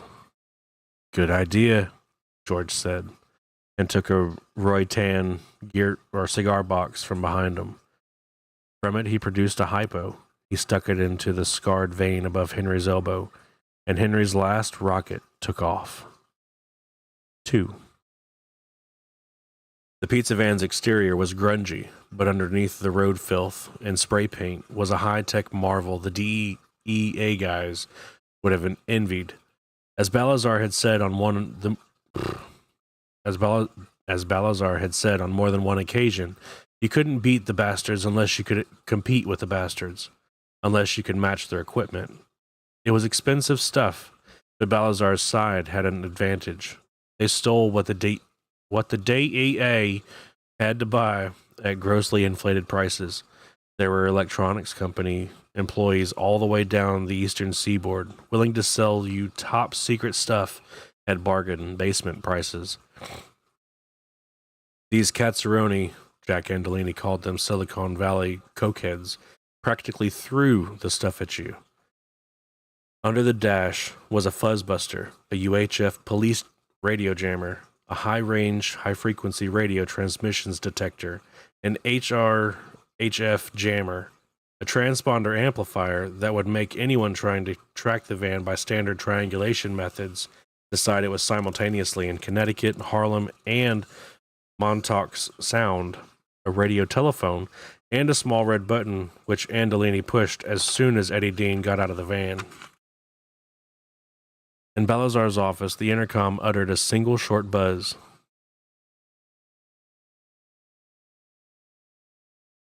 You doing, Balazar? No. That's them. He said. Claudio, let him in. Jimmy, you tell everybody to dummy up. So far as Eddie Dean knows, no one's with me but you and Claudio. Jimmy, go to the store with the other gentleman. They went. Shimi turning left, Claudio Andolini going right. Calmly, Balazar started on another level of his edifice. 3. Just let me handle it. Eddie said again as Claudio opened the door. Yes, the gunslinger said, but remained alert, ready to come forward the instant it seemed necessary. Keys rattled. The gunslinger was very aware of odors. Old sweat from Cole Vincent on his right, some sharp, almost acerbic aftershave from Jack Andolini on his left, and as they stepped into the dimness, the sour tang of beer. The smell of beer was all he recognized. This was no tumbled-down saloon with sawdust on the floor and planks set across sawhorses for a bar. It was as far from a place like Sheb's in Tull as you could get, the gunslinger reckoned. Glass gleamed mellowly everywhere, more glass in this one room than he had seen in all the years since his childhood, when supply lines had begun to break down partially because of interdicting raids carried out by the rebel forces of Farson, the good man, but mostly, he thought, simply because the world was moving on. Farson had been a symptom of that great movement, not the cause. He saw the reflections everywhere on the walls, in the glass-faced bar, and the long mirror behind it. He could even see them reflected as curved miniatures, in the graceful bell shapes of wine glasses hung upside down above the bar. Glasses as gorgeous and fragile as festival ornaments. In one corner was a sculpted creation of lights that rose and changed, rose and changed, rose and changed. Gold to green, green to yellow, yellow to red, and then red to gold again. Written across it in great letters was a word he could read, but which meant nothing to him. Rockola. Never mind. Rockola. Rockola. Rockola. Rockola. Ricola. Never mind. There was business to be done here. He was no tourist. He must not allow himself the luxury of behaving like one, no matter how wonderful or strange these things might be. The man who had let them in was clearly the brother of a man who drove what Eddie called the van, as in Vanguard, Roland supposed. Although he was much taller and perhaps 5 years younger, he wore a gun and a shoulder rig. Where's Henry? Eddie asked. I want to see Henry. He raised his voice. Henry? Hey, Henry! No reply. Only silence in which the glasses hung over the bar seemed to shiver with a delicacy that was just beyond the range of a human ear. Mr. Balazar would like to speak to you first. You got him gagged and tied up somewhere, don't you? Eddie asked, and before Claudio could do more than open his mouth to reply, Eddie laughed. No, what am I thinking about? You got him stoned, that's all. Why would you bother with ropes and gags when all you have to do to keep Henry quiet is needle him? Okay, take me to Balazar. Let's get this over with. 4. You had to read Balazar too. Okay. They're about to go back and forth. I can't do it all. It's gonna be fun, but I can't do it all. The gunslinger looked at the tower of cards on Balazar's desk and thought, another sign. Balazar did not look up. The tower of cards. Oh, I missed the word. No, you didn't. The tower of cards had grown too tall for that to be necessary, but rather over the top. His expressions was one of pleasure and warmth. Eddie, he said, I'm glad to see you, son. I heard you had some trouble at Kennedy. I ain't your son. Eddie said flatly. Balazar made a little gesture that was at the same time comic, sad, and untrustworthy. You hurt me, Eddie, it said. You hurt me when you say a thing like that. Let's cut through it. Eddie said. You know it comes down to one thing or the other. Either the feds are running me, or they had to let me go. You know they didn't sweat it out of me in just 2 hours, and you know if I had, I'd be down at 43rd Street answering questions between an occasional break to puke in the basin. Are they running you, Eddie? Balazar asked mildly. No, they had to let me go. They're following, but I am not leading. So you ditched the stuff, Balazar said. That's fascinating. You must tell me how one ditches 2 pounds of coke when that one is on a jet plane. It would be handy information to have. It's like a locked room mystery story. I didn't ditch it, Eddie said. but I don't have it anymore either. So who does? Claudio asked, then blushed when his brother looked at him with dour ferocity. He does. Eddie said, smiling, and pointed at Enrico Balazar over the tower of cards. It's already been delivered. For the first time since Eddie had been escorted into the office, a genuine expression illuminated Balazar's face. Surprise. Then it was gone. He smiled politely. Yes, he said, to a location which will be revealed later, after you have your brother and your goods and are gone. To Iceland, maybe. Is that how it's supposed to go? No, Eddie said. you don't understand. It's here. Delivery right to your door, just like we agreed. Because even in this day and age, there are some people who still believe in living up to the deal as it was originally cut. Amazing, I know, but true. They were all staring at him. How am I doing, Roland? Eddie asked. I think you're doing very well. But don't let this man Balazar get his balance, Eddie. I think he's dangerous. You think so, huh? Well, I'm the one up here on I'm one up on you there, my friend. I know he's dangerous. Very fucking dangerous. He looked at Balazar again and dropped him a little wink. That's why you're the one who's got to be concerned with the feds now, not me. If they turn up with a search warrant, you could suddenly find yourself fucked without even opening your legs, Mr. Balazar. Balazar had picked up 2 cards. His hands suddenly shook, and he put them aside. It was minute. It was minute.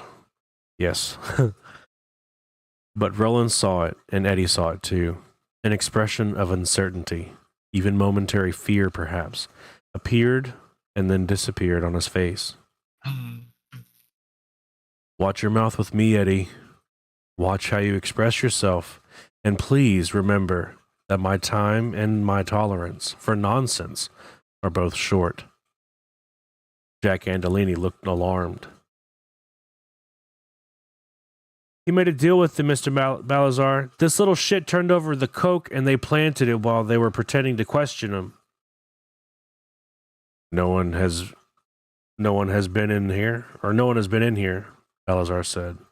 No one could get close, Jack, and you know it. Beepers go when a pigeon farts on the roof. But even if they had managed to set us up somehow, we have so many people in their organization, we could drill 15 holes in their case in 3 days. We'd know who, when, and how. Balazar looked back at Eddie. Eddie, you have 15 seconds to stop bullshitting. Then I'm going to have Shimi Dreddo step in here and hurt you. Then, after he hurts you, for a while, he will leave. And from a room close by you will hear him hurting your brother. Eddie stiffened. Easy, the gunslinger murmured in thought. All you have to do is hurt him is to say his brother's name. It's like poking an open sore with a stick. Going to walk into your bathroom, Eddie said. He pointed at a door in the far left corner of the room. A door so unobtrusive it could almost have been one of the wall panels. I'm going in by myself.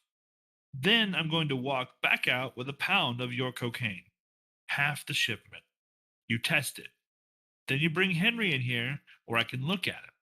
When I see him, see he's okay, you're going to give him our goods and he's going to go right home with one of your gentlemen. While he does this, me and Roland, He almost said. me and the rest of the guys we both know you got here can watch you build that thing. When Henry's home and safe, which means no one standing there with a gun in his ear, he's going to call and say a certain word. This is something we worked out before I left, just in case. The gunslinger checked Eddie's mind to see if this was true or bluff. It was true, or at least Eddie thought it was. Roland saw Eddie really believed his brother Henry would die before saying that word in falsity. The gunslinger was not so sure. You must think I still believe in Santa Claus, Balazar said. I know you don't. Claudio, search him. Jack, you go in my bathroom and search it. Everything. Is there any place in there I wouldn't know about? Andolini asked. Balazar paused for a long moment, considering Andolini carefully with his dark brown eyes. There is a small panel on the back wall of the medicine cabinet, he said. I keep a few personal things in there. It is not big enough to hide a pound of dope in, but maybe you better check it. Jack left, and as he entered the little privy, the gunslinger saw a flash of the same frozen white light that had illuminated the privy of the air carriage. Then the door shut. Balazar's eyes flicked back to Eddie. Why do you want to tell such crazy lies? He asked, almost sorrowfully. I thought you were smart. Look in my face Eddie said quietly. and tell me that I am lying. Balazar did as Eddie asked. He looked for a long time, then he turned away, hands stuffed in his pockets so deeply that the crack of his peasant's ass showed a little. His posture was one of sorrow over an erring son. But before he turned, Roland had seen an expression on Balazar's face that had not been sorrow. What Balazar had seen in Eddie's face had left him not sorrowful, but profoundly disturbed. Strip, Claudio said, and now he was holding his gun on Eddie. Eddie started to take his clothes off.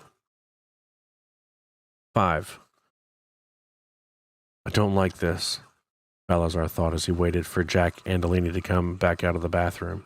He was scared, suddenly sweating, not just under his arms or in his crotch, places where he sweated even when it was the dead of winter and colder than a well-digger's belt buckle.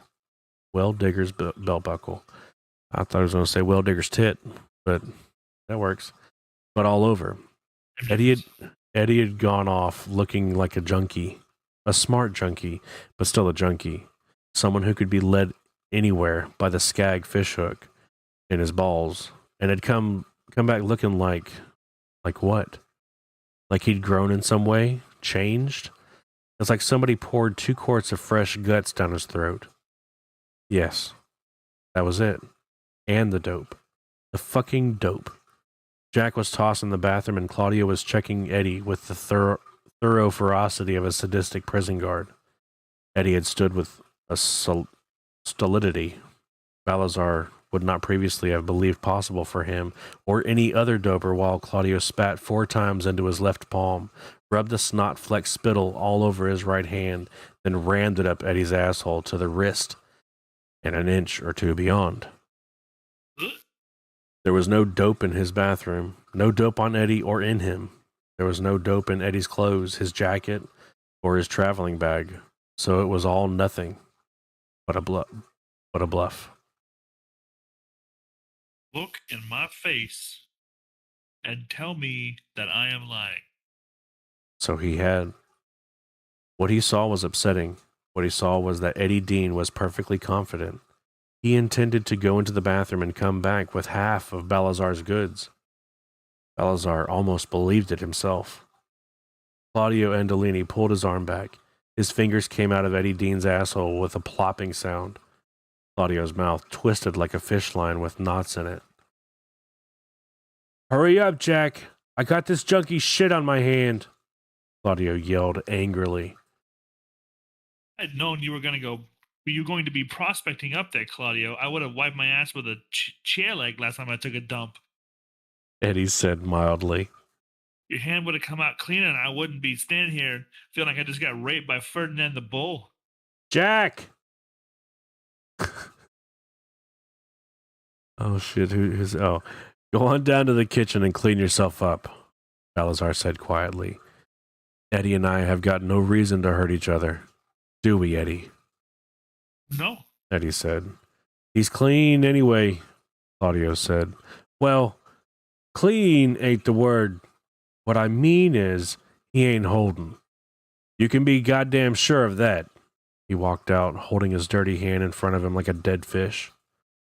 Eddie looked calmly at Balazar, who was thinking again of Harry Houdini and Blackstone, and Doug Henning and David Copperfield. They kept saying that magic acts were as dead as vaudeville. But Henning was a superstar, and the Copperfield kid had blown the crowd away with the one time Balazar had caught his act in Atlantic City. Balazar had loved magicians from the first time he had seen one on a street corner, doing card tricks for pocket change. And what was the first thing they always did before making something appear? Something that would make the whole audience first gasp and then applaud. What they did was invite someone up from the audience to make sure that the place from which the rabbit or dove or bare-breasted beauty or whatever was to appear was perfectly empty. More than that, to make sure there was no way to get anything inside. I think maybe he's done it. I don't know how, and I don't care. The only thing I know for sure is that I don't like any of this. Not one damn bit. 6. George Biondi also had something not to like. He doubted if Eddie Dean was going to be wild about it either. George was pretty sure that at some point after Shimi had come into the accountant's office and doused the lights, Henry had died. Died quietly, with no muss, no fuss, no bother. Had simply floated away like a dandelion spore on a light breeze. George thought maybe it had happened right around the time Claudio left to wash his shitty hand in the kitchen. Henry? George muttered in Henry's ear. He put his mouth so close that it was like kissing a girl's ear in a movie theater. And that was pretty fucking gross, especially when you considered that the guy was probably dead. It was like narcophobia or something, or whatever the fuck they called it. But he had to know, and the wall between his office and Balazar's was thin. What's up? What's wrong, George? Trix Pastino asked. Shut up, Jimmy said. His voice was the low rumble of an idling truck. Oh, shut up. They shut up. George slid a hand inside Henry's shirt. Oh, this was getting worse and worse. That image of being with a girl in a movie theater wouldn't leave him. Now here he was, filling her up. Only it wasn't a her, but a him. This wasn't just narcophobia. It was fucking narcophobia. And Henry's scrawny junkie's chest wasn't moving up and down, and there wasn't anything inside going thump, thump, thump. For Henry Dean, it was all over.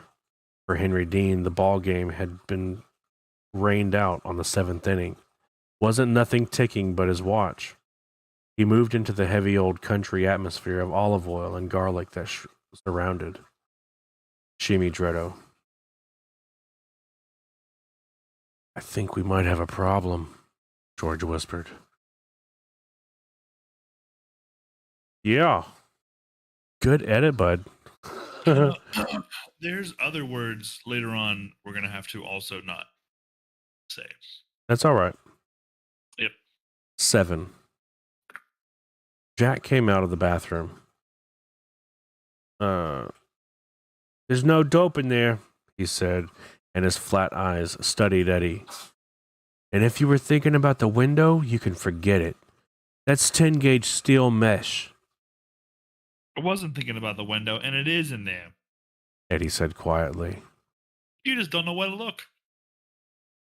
I'm sorry, Mr. Balazar. Andolini said. But this crock is getting just a little too full for me. Balazar studied Eddie as if he hadn't even heard Andolini. He was thinking very deeply, thinking about magicians pulling rabbits out of hats. You got a guy from the audience to check out the fact that the hat was empty. What other thing that never changed? That no one saw into the hat but the magician, of course. And what had the kid said? I'm going to walk into your bathroom. I'm going in by myself. Knowing how a magic trick worked was something he usually wouldn't want to know. Knowing spoiled the fun. Usually. This, however, was a trick he couldn't wait to spoil. Fine, he said to Eddie. If it's in there, you'll get it.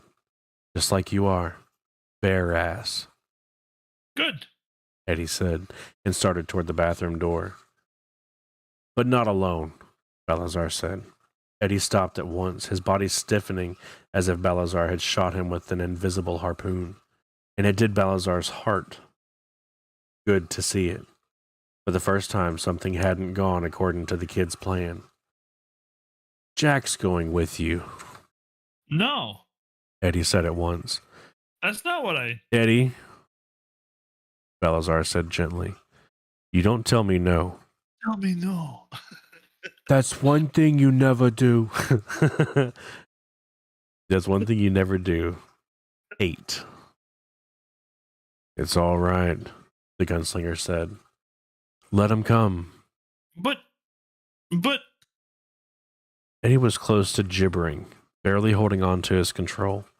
It wasn't the sudden curveball Balazar had thrown at him. It was the gnawing worry over Henry and growing steadily ascendant over all else. His need for a fix. Let him come. It'll be all right. Listen. Eddie listened. 9.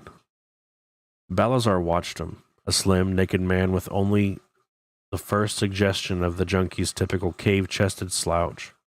His head cocked to one side as if he watched Balazar felt some of his confidence evaporate. It was as if the kid was listening to a voice only he could hear. The same thought passed through Andolini's mind, but in a different way. What's this? He looks like the dog on those old RCA Victor records. Bolad wanted to tell him something about Eddie's eyes. Suddenly, Jack Andolini wished he had listened.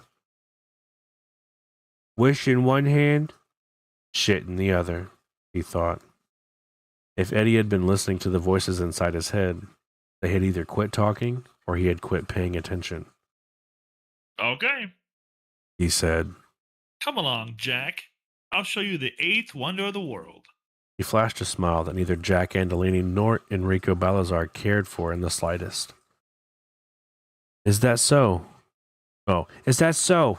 Andolini pulled a gun from the clamshell holster attached to his belt at the small of his back.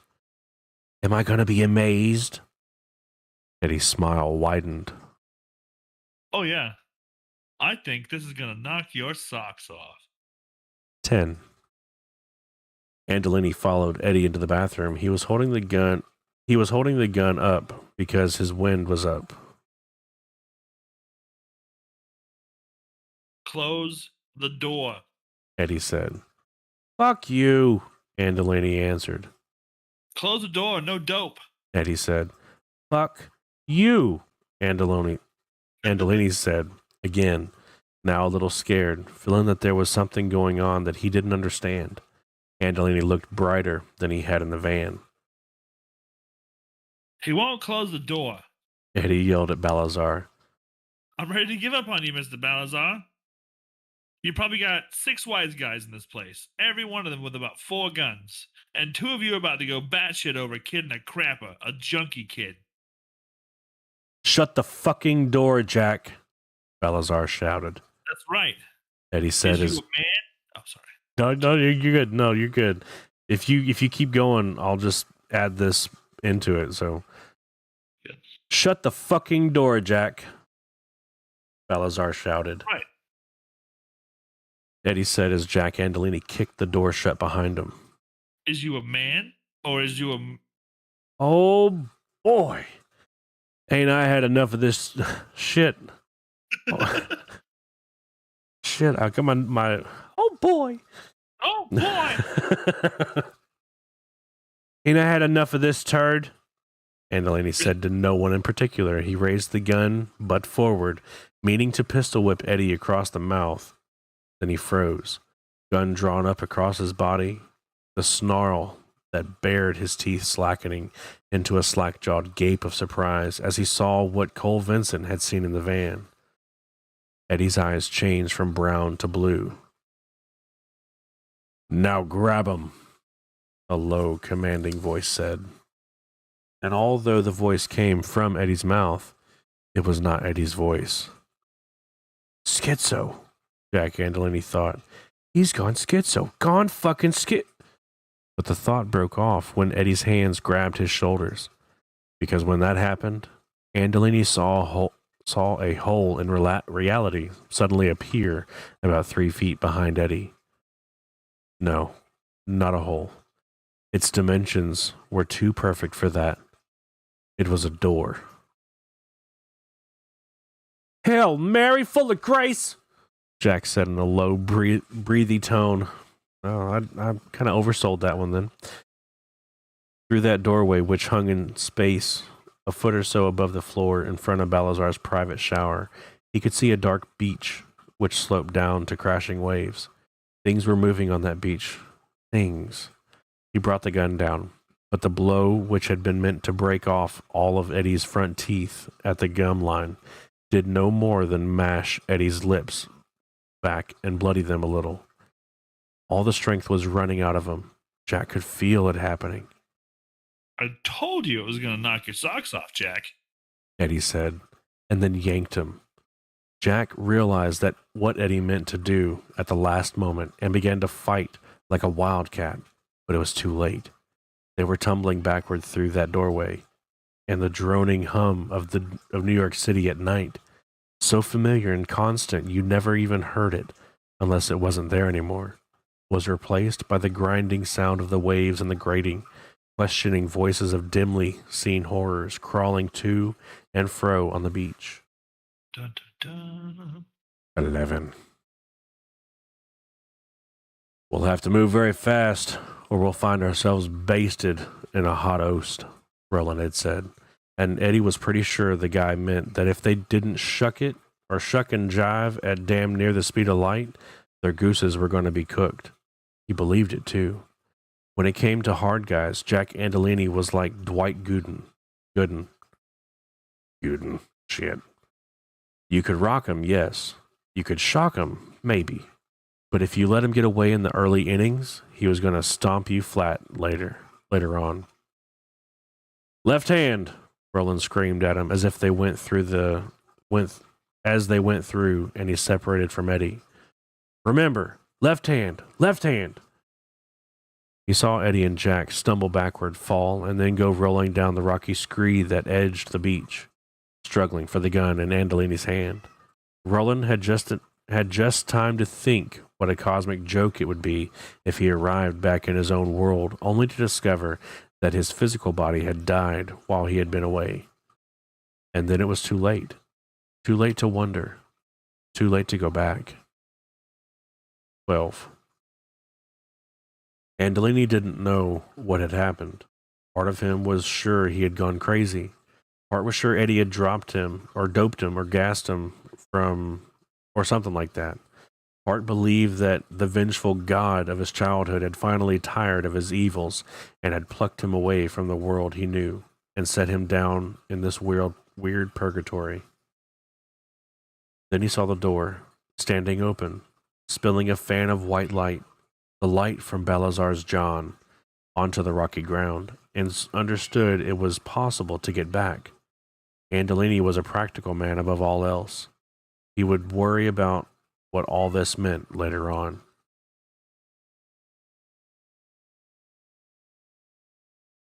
Right now, he intended to kill this creep's ass and get back through that door. The strength that had gone out of him in his shocked surprise now flooded back. He realized Eddie was trying to pull his small but very efficient Colt Cobra out of his hand and had nearly succeeded. Jack pulled it back with a curse, tried to aim, and Eddie promptly grabbed his arm again. Andolini hoisted a knee into the big muscle of Eddie's right thigh.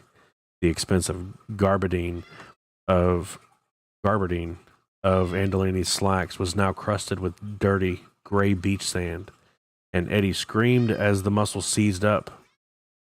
Roland, He cried. help me, for Christ's sake, help me. Andolini snapped his head around, and what he saw threw him off balance again. There was a guy standing there. Only he looked more like a ghost than a guy. Not exactly Casper the Friendly Ghost either. The swaying figure's white, haggard face was rough with beard stubble, his shirt in tatters, which blew back behind him in twisted ribbons, showing the starved stack of his ribs. A filthy rag was wrapped around his right hand. He looked sick and dying, but even so, he also looked tough enough to make Andolini feel like a soft-boiled egg. And the Joker was wearing a pair of guns. They looked older than the hills, old enough to have come from a Wild West museum, but they were guns just the same. They might even really work. And Andolini suddenly realized he was going to have to take care of the white-faced man right away. Unless he really was a spook. And if that was the case, it wouldn't matter fuck all. So there was really no sense worrying about it.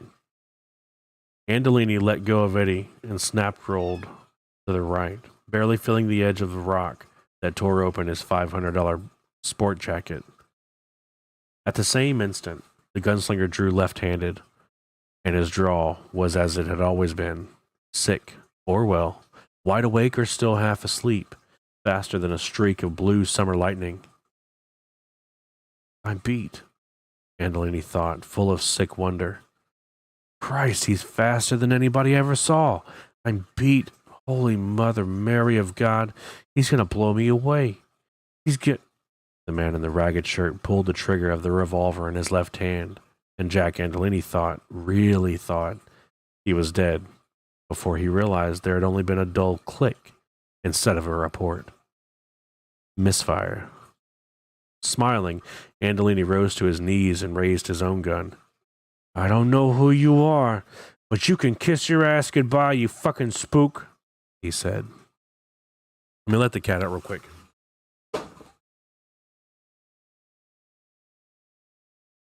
13. Eddie sat up shivering, his naked body pocked with goosebumps. He saw Roland draw, heard the dry snap that should have been a bang, saw Andolini come up on his knees, heard him say something, and before he really knew what he was doing, his hand had found a ragged chunk of rock. He pulled it out of the grainy earth and threw it as hard as he could. It struck Andolini high on the back of the head and bounced away. Blood sprayed from a ragged hanging flap in Jack Andolini's scalp. Andolini fired, but the bullet was surely would have killed the gunslinger, otherwise went wild. 14. Not really wild, the gunslinger could have told Eddie. When you feel the wind of the slug on your cheek, you can't really call it wild. He thumbed the hammer of his gun back and pulled the trigger again as he recoiled from Andolini's shot. This time the bullet in the chamber fired. The dry, authoritative crack echoed up and down the beach. Gulls asleep on the rocks high above the lobstrosities awoke and flew upward in screaming, startled packs.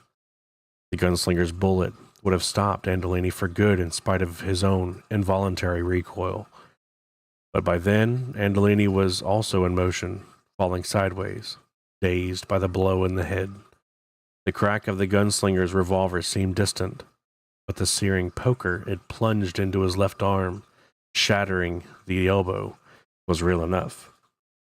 It brought him out of his daze, and he rose to his feet, one arm hanging broken and useless, the gun wavering wildly about in his other hand, looking for a target. It was Eddie he saw first, Eddie the junkie. Eddie, who had somehow brought him to this crazy place. Eddie was standing there, as naked as the day he had been born, shivering in the chilly wind, clutching himself with both arms. Well, he might die here, but he would at least have the pleasure of taking Eddie fucking Dean with him. Andolini brought his gun up. The little cobra now seemed to weigh about 20 pounds, but he managed. 15. This better not be another misfire, Roland thought grimly, and thumbed the hammer back again. Before the din of the gulls, he heard the smooth, oiled click as the chamber revolved. 16. It was no misfire. 17. The gunslinger hadn't aimed at Andolini's head, but at the gun in Andolini's hand. He didn't know if they still needed this man, but they might. He was important to Balazar, and because Balazar had proved to be every bit as dangerous as Roland had thought he might be, the best course was the safest one. His shot was good, and that was no surprise. What happened to Andolini's gun, and hints to Andolini, was Roland had seen it happen, but only twice in all the years he had seen men fire guns at each other. Bad luck for you, fella, the gunslinger thought as Andolini wandered off toward the beach, screaming. Blood poured down his shirt and pants. The hand which had been holding the Colt Cobra was missing, below the middle of the palm. The gun was a senseless piece of twisted metal lying on the sand. Eddie stared at him, stunned. No one would ever misjudge Jack Andolini's caveman face again, because now he had no face. Where it had been, there was now nothing but a churned mess of raw flesh and the black, screaming hole of his gun. My God, what happened? My bullet must have struck the cylinder of his gun at the second he pulled the trigger, the gunslinger said. He spoke as dryly as a professor giving a police academy ballistics lecture. The result was an explosion that tore the back off his gun. I think one or two of the other cartridges may have exploded as well. Shoot him, Eddie said. He was shivering harder than ever, and now it wasn't just a combination of night air, sea breeze, and naked body that was causing it. kill him, put him out of his misery for God's. Too late, the gunslinger said with a cold indifference that chilled Eddie's flesh all the way in to the bone. And Eddie turned away just too late to avoid seeing the Lobstrosity swarm over Andolini's feet, tearing off his Gucci loafers, with the feet still inside them, of course, screaming, waving his arms spasmodically before him. Andolini fell forward. The Lobstrosity swarmed greedily over him, questioning him anxiously all the while they were eating him alive. Dada check? Dada chick? Dama chum? Dada chok? Jesus, Eddie moaned. what do we do now? Now you get exactly as much of the devil powder, the gunslinger said. Cocaine, Eddie heard. As you promised the man Balazar, Roland said. Roland said, no more and no less, and we go back. He looked levelly at Eddie. Only this time I have to go back with you as myself, Jesus Christ. Eddie said, Can you do that? and at once answered his own question. Sure, you can, but why? Because you can't handle this alone, Roland said. Come here. Eddie looked back at the squirming hump of clawed creatures on the beach. He had never liked Jack Andolini, but he felt his stomach roll over just the same. Come here, Roland said impatiently. We've little time, and I have little liking for what I must do now. It's something I've never done before, never thought I would do. His lips twisted bitterly. I'm getting used to doing things like that. Eddie approached the scrawny figure slowly, on legs that felt more and more like rubber. His bare skin was white and glimmering in the alien dark. Just who are you, Roland? He thought. What are you? And what in that heat I feel baking off you? Is it just fever or some kind of madness? I think it might be both. God, he needed a fix. More, he deserved a fix. Never done what before? He asked. What are you talking about? Take this, and gestured at the ancient revolver slung low on his right hip. Did not point. There was no finger to point with, only a bulky, ragged wrapped bundle. It's no good to me. Not now. Perhaps never again. Eddie swallowed. I don't want to touch it. I don't want you to either, the gunslinger said with curious gentleness. But I'm afraid neither of us has a choice. There's going to be a shooting. There is? Yes. The gunslinger looked serenely at Eddie. Quite a lot of it, I think. 18. Balazar had become more and more uneasy. Too long. They had been in there too long and it was too quiet. Distantly, maybe on the next block, he could hear people shouting at each other and then a couple of rattling reports that were probably firecrackers.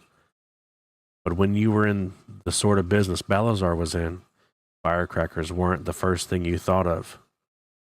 A scream. Was that a scream? Never mind. Whatever's happening in the next block has nothing to do with you. You're turning into an old woman. All the same, the signs were bad. Very bad. Jack? He yelled at the closed bathroom door. There was no answer. Balazar opened the left front drawer of his desk. That's where his gun's at, yo. And took out the gun. This was no Colt Cobra, cozy enough to fit in a clamshell holster. It was a .357 Magnum. Shimi! He shouted. I want you. He slammed the drawer. The tower of cards fell with a soft, sighing thump. Balazar didn't even notice. Shimi Dreddo, all 250 pounds of him, filled the doorway. He saw that DeBoss had pulled his gun out of the drawer, and Shami immediately pulled his own from beneath plaid jacket so loud it could have caused flash burns on anyone who made the mistake of looking at it too long. I want Claudio and Trix, he said. Get them quick. The kid is up to something. We got a Oh, there you go. We got a problem, Shimi said. Balazar's eyes flicked from the bathroom door to Shimi. Oh, I got plenty of those already, he said. What's this new one, Shimi? Shimi licked his lips. He didn't like telling DeBoss bad news even under the best of circumstances. When he looked like this, Well, he said, and licked his lips. You see? Will you hurry the fuck up? Balazar yelled. 19. The sandalwood grips of the revolver were so smooth that Eddie's first act upon receiving it was to nearly drop it on his toes. The thing was so big it looked prehistoric, so heavy he knew he would have to lift it two-handed. The recoil, he thought, is apt to drive me through the nearest wall. That's if it fires at all. Yet there was some part of him that wanted to hold it, that responded to its perfectly expressed purpose, that sensed its dim and bloody history and wanted to be a part of it. No one but the best ever held this baby in his hand. Eddie thought. Until now, at least. Are you ready? Roland asked. No, but let's do it, Eddie said. He gripped Roland's left wrist with his left hand. Roland slid his hot right arm around Eddie's bare shoulders. Together, they stepped back through the doorway, from the windy darkness of the beach in Roland's dying world to the cool fluorescent glare of Balazar's private bathroom in the leaning tower. Eddie blinked, adjusting his eyes to the light, and heard Shimi Dreddo in the other room. We got a problem. Shimi was saying, don't we all? Oh, sorry. Shimi was saying, Don't we all? Eddie thought, and then his eyes riveted at Balazar's medicine chest. It was standing open. In his mind, he heard Balazar telling Jack to search the bathroom and heard Andolini asking if there was any place in there he wouldn't know about. Balazar had paused before replying. There is a small panel on the back wall of the medicine cabinet, he had said. I keep a few personal things in there. Andolini had slid the metal panel open, but had neglected to close it. Oh, Yes.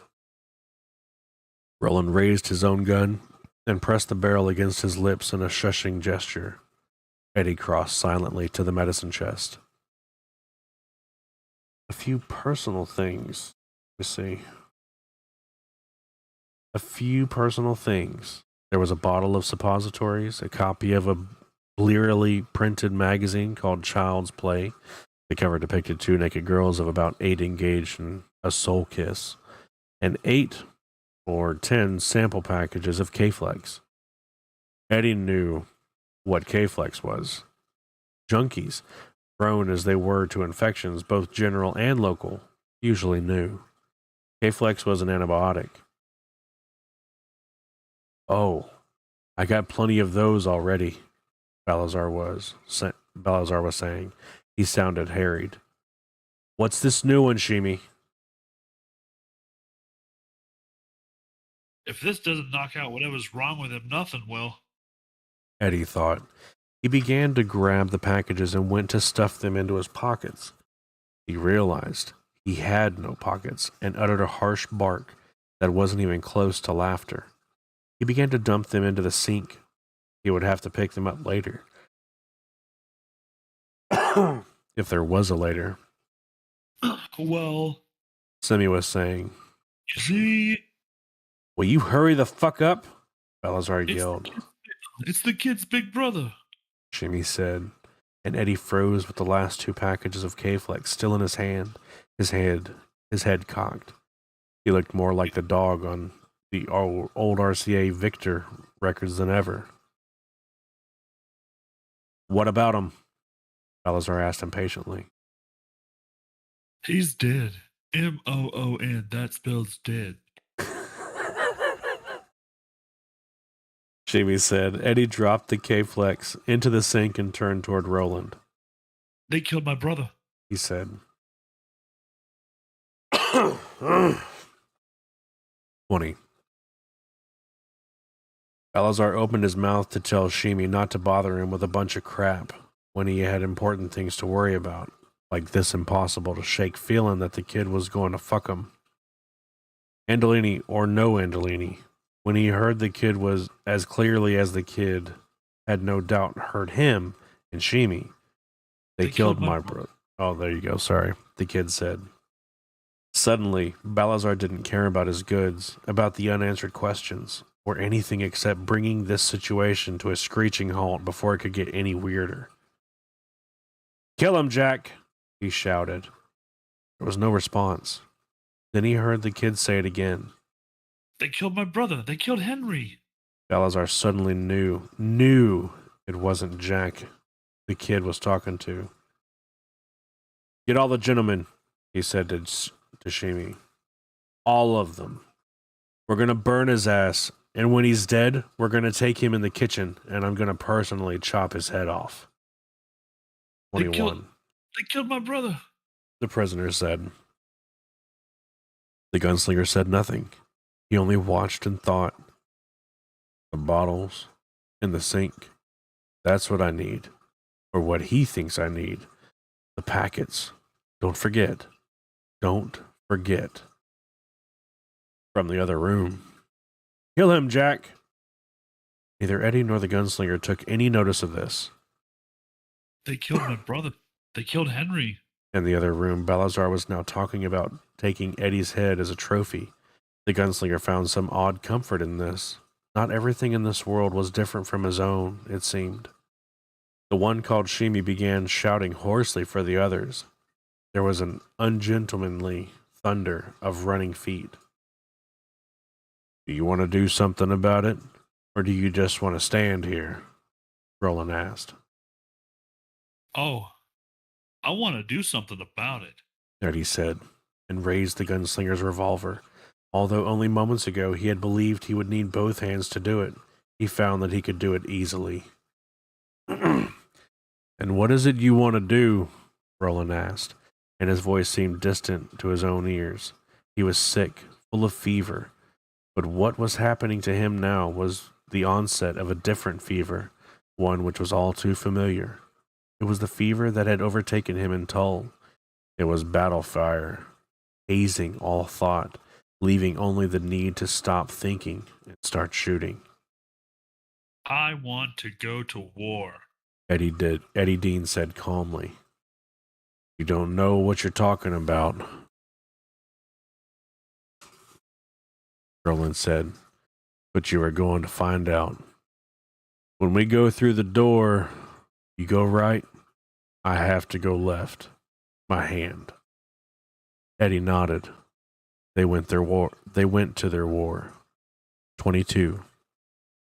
Balazar had expected Eddie or Andolini or both of them. He had not expected Eddie and an utter stranger, a tall man with dirty gray-black hair and a face that looked as if it had been chiseled from obdurate stone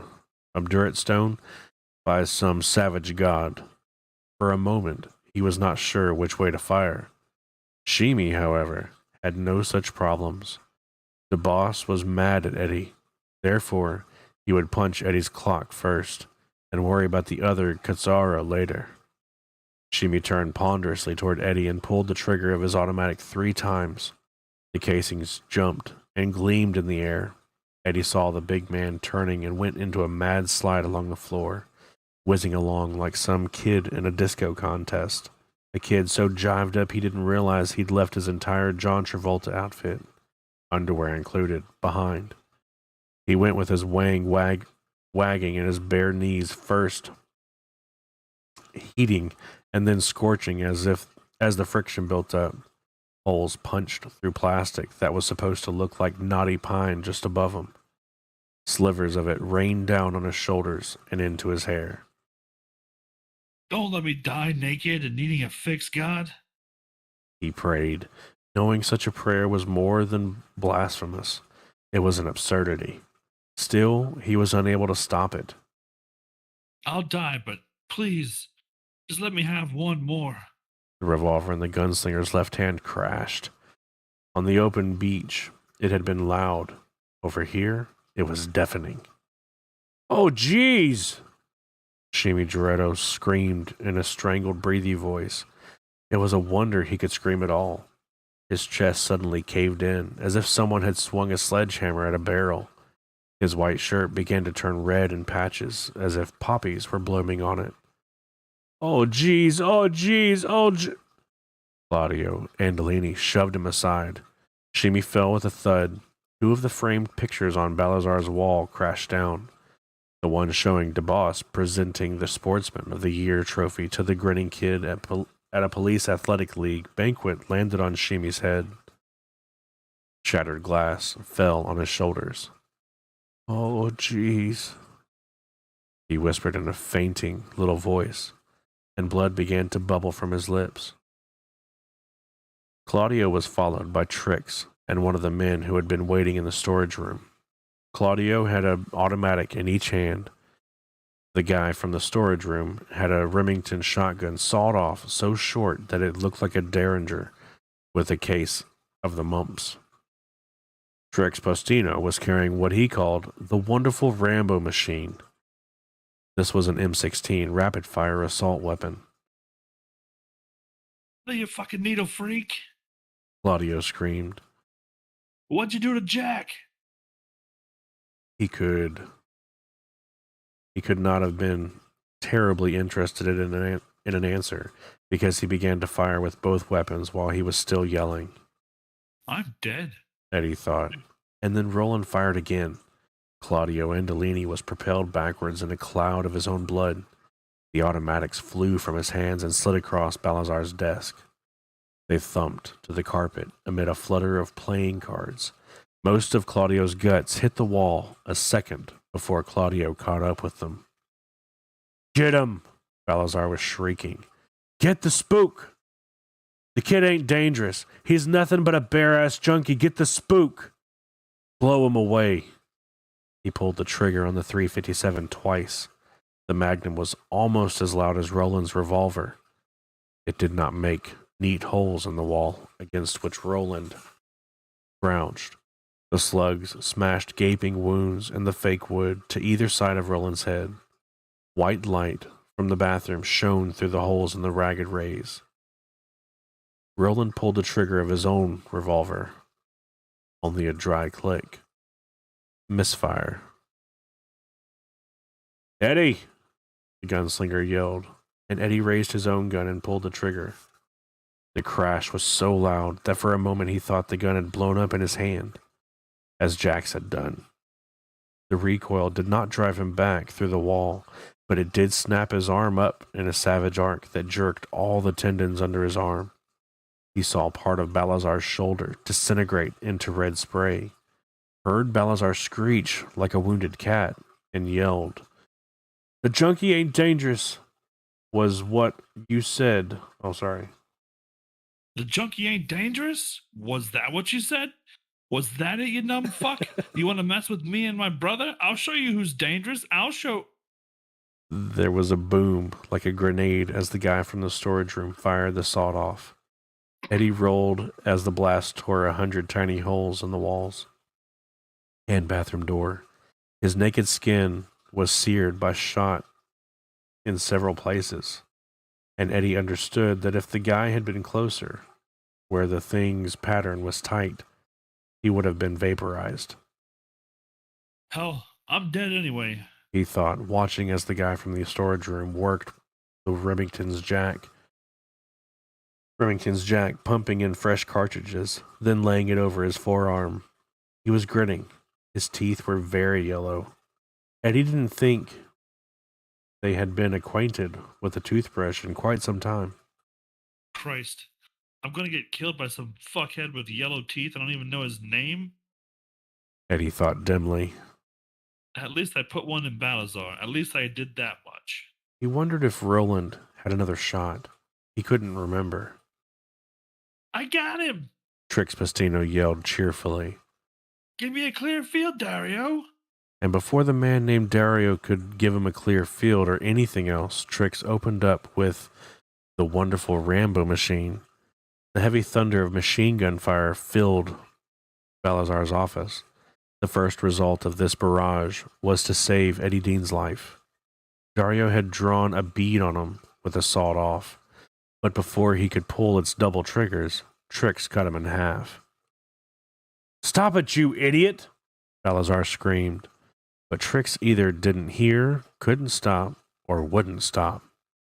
Lips pulled back from his teeth so that his spit-shining teeth were bared in a huge shark's grin. He raked the room from one end to the other, blowing 2 of the wall panels to dust, turning framed photographs into clouds of flying glass fragments, hammering the bathroom door off its hinges. The frosted glass of Balazar's shower stall exploded. The March of Dimes trophy Balazar had gotten the year before bonged like a bell as a slug drove through it. In the movies, people actually kill other people with handheld rapid-fire weapons. In real life, this rarely happens. If it does, it happens with the first 4 or 5 slugs fired, as the unfortunate Dario could have testified, if he had ever been capable of testifying to anything again. After the first 4 or 5, 2 things happen to a man, even a powerful one, trying to control such a weapon. The muzzle begins to rise, and the shooter himself begins to turn either right or left, depending on which unfortunate shoulder he has decided to bludgeon with the weapon's recoil. In short, only a moron or a movie star would attempt the use of such a gun.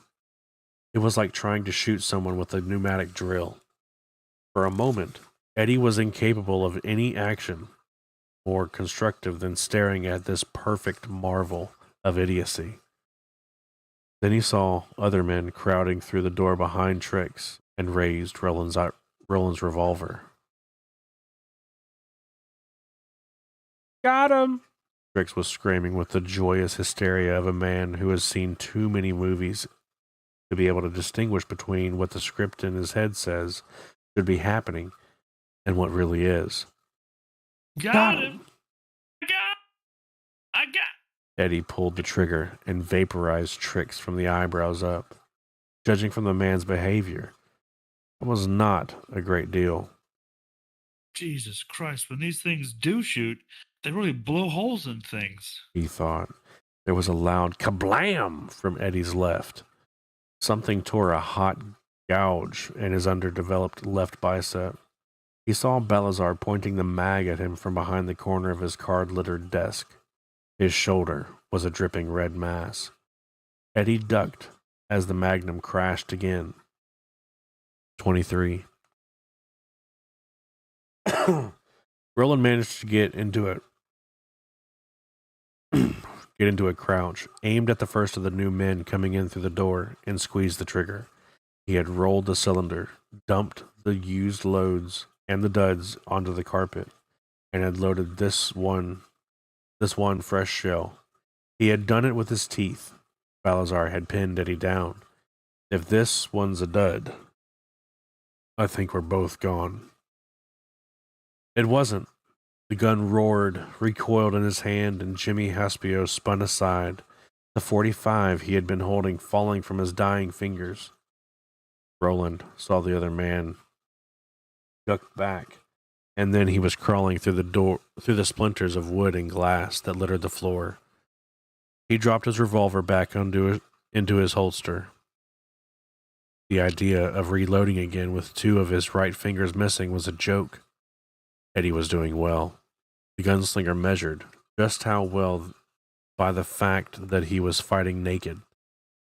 That was hard for a man, sometimes impossible.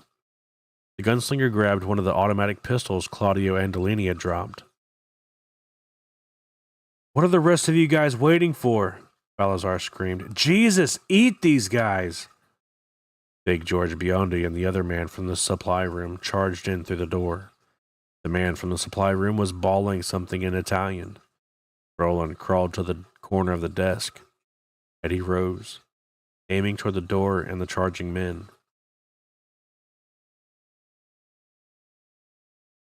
He knows Balazar's there, waiting, but he thinks he's the only one of us with a gun now, Roland thought. Here is another one ready to die for you, Roland. What great wrong did you ever do that you should inspire such terrible loyalty in so many? Balazar rose, not seeing the gunslinger was now on his flank. Balazar was thinking of only one thing, finally putting an end to the goddamn junkie who had brought this ruin down on his head. "No," the gunslinger said, and Balazar looked around at him, surprise stamped on his fingers. "Fuck you," Balazar began, bringing the magnum around. The gunslinger shot him 4 times with Claudio's automatic. It was a cheap little thing, not much better than a toy, and touching it made his hand feel dirty, but it was perhaps fitting to kill a despicable man with a despicable weapon.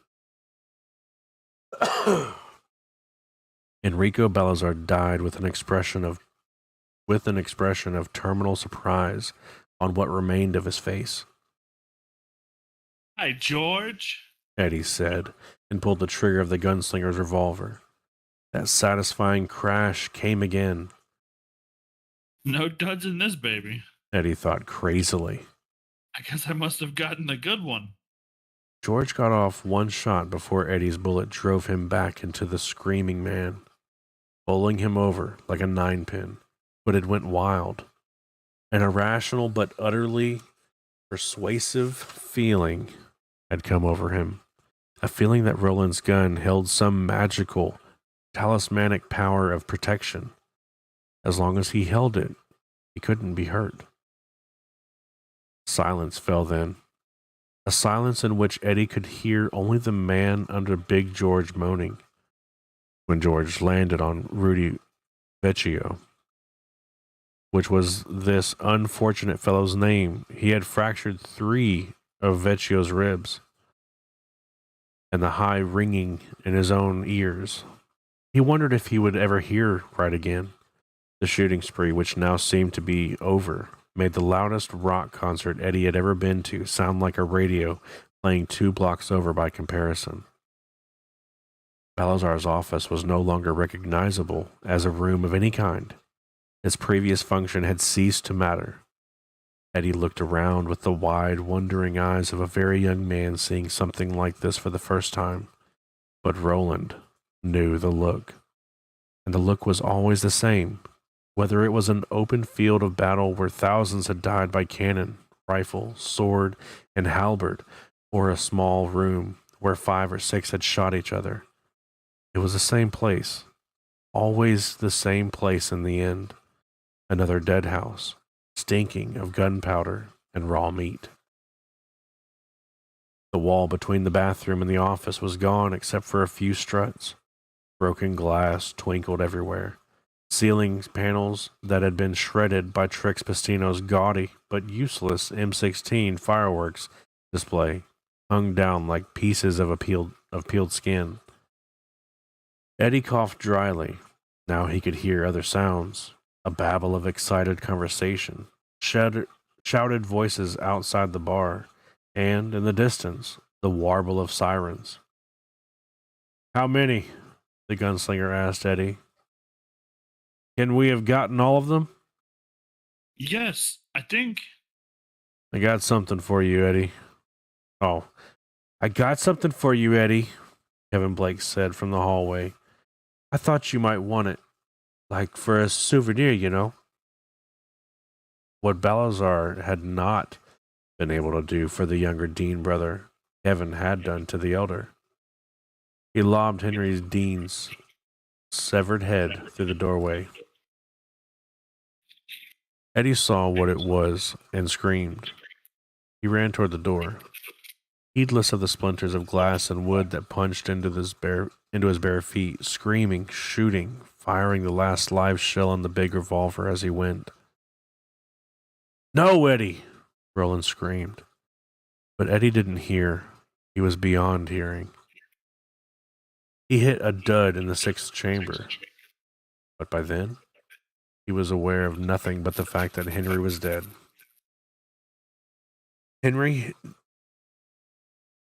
He was dead. Henry, they had cut his head off. Some miserable son of a bitch had cut off Henry's head. And that son of a bitch was going to pay. Oh, yes. You could count on that. So he ran toward the door, pulling the trigger again and again, unaware that nothing was happening. Unaware that his feet were red with blood. And Kevin Blake stepped into the doorway to meet him. Crouched low, a Llama 38 automatic in his hand. Kevin's red hair stood around his head in coils and springs, and Kevin was smiling.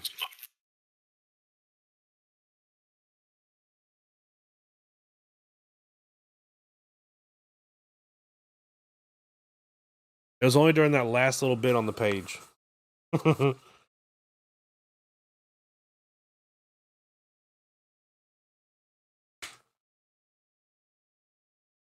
We're almost done.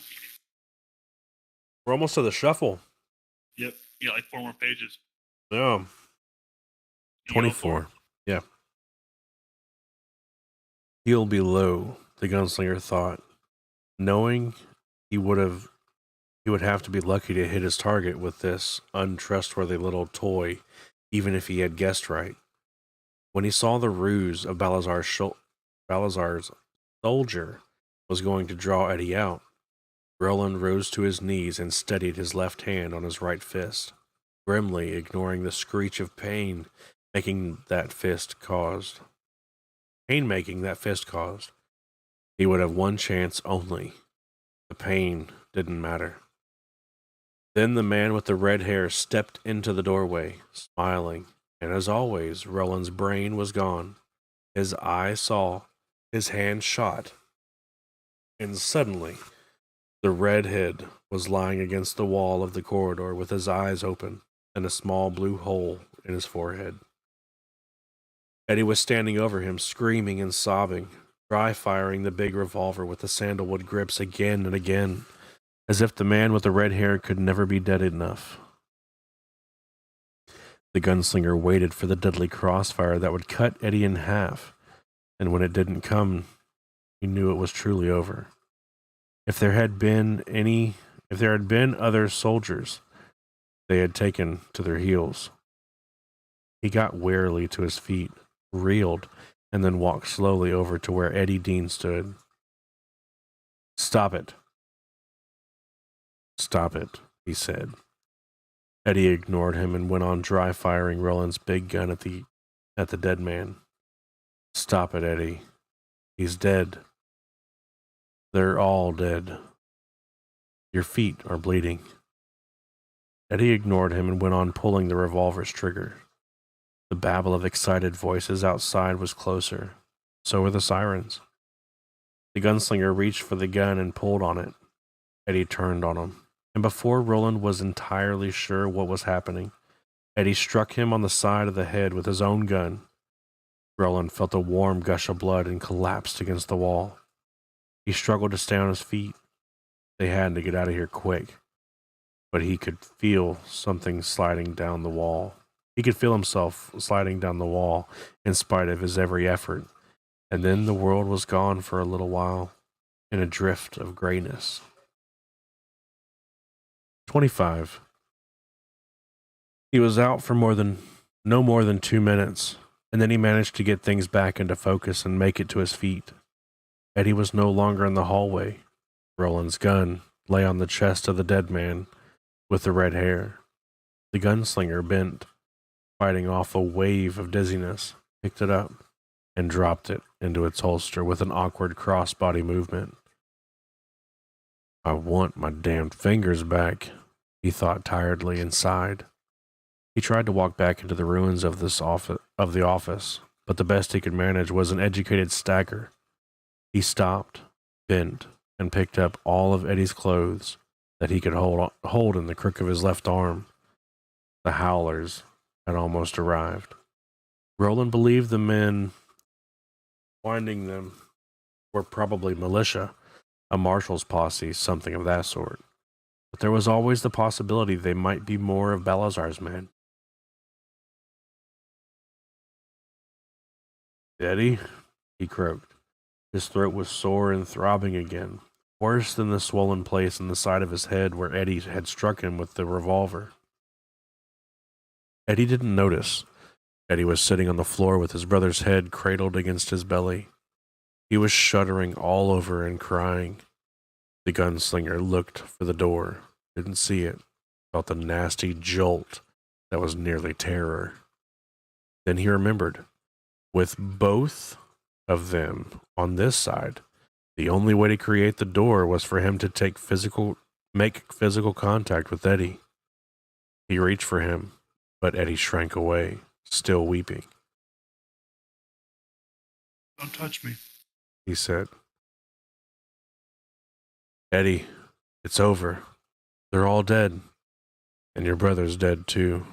"Leave my brother out of this." Eddie shrieked childishly, and another fit of shuddering went through him. He cradled the severed head to his chest and rocked it. He lifted his streaming eyes to the gunslinger's face. "All the times you took care of me, man," he said, sobbing so hard the gunslinger could barely understand him. "All the times. Why couldn't I take care of him? Just this once, after all the times he took care of me." "He took care of you, all right," Roland thought, grimly. "Look at you, sitting there and shaking like a man who's eaten an apple from the fever tree. He took care of you just fine. We have to go." "Oh." For the first time, some vague understanding came into Eddie's face, and it was followed immediately by alarm. "I ain't going nowhere, especially not back to that other place where the big crabs or whatever they are ate Jack." Someone was hammering on the door, yelling to open up. "Do you want to stay here and explain all these bodies?" the gunslinger asked. I don't care. Eddie said. Without Henry, it doesn't matter. Nothing does. Maybe it doesn't matter to you, Roland said. But there are others involved, prisoner. Don't call me that. Eddie shouted. I'll call you that until you show me you can walk out of the cell you're in. Roland, oh shit, he yelled it. Roland shouted back. It hurt his throat to yell, but he yelled just the same. Throw that rotten piece of meat away and stop pulling. Fueling. Eddie looked at him, cheeks wet, eyes wide and frightened. This is your last chance. This is your last chance. An amplified voice said from outside to Eddie. To Eddie, the voice sounded eerily like the voice was of a game show host. The SWAT squad has arrived. I repeat, the SWAT squad has arrived. What's on the other side? What's on the other side of that door for me? Eddie asked the gunslinger quietly.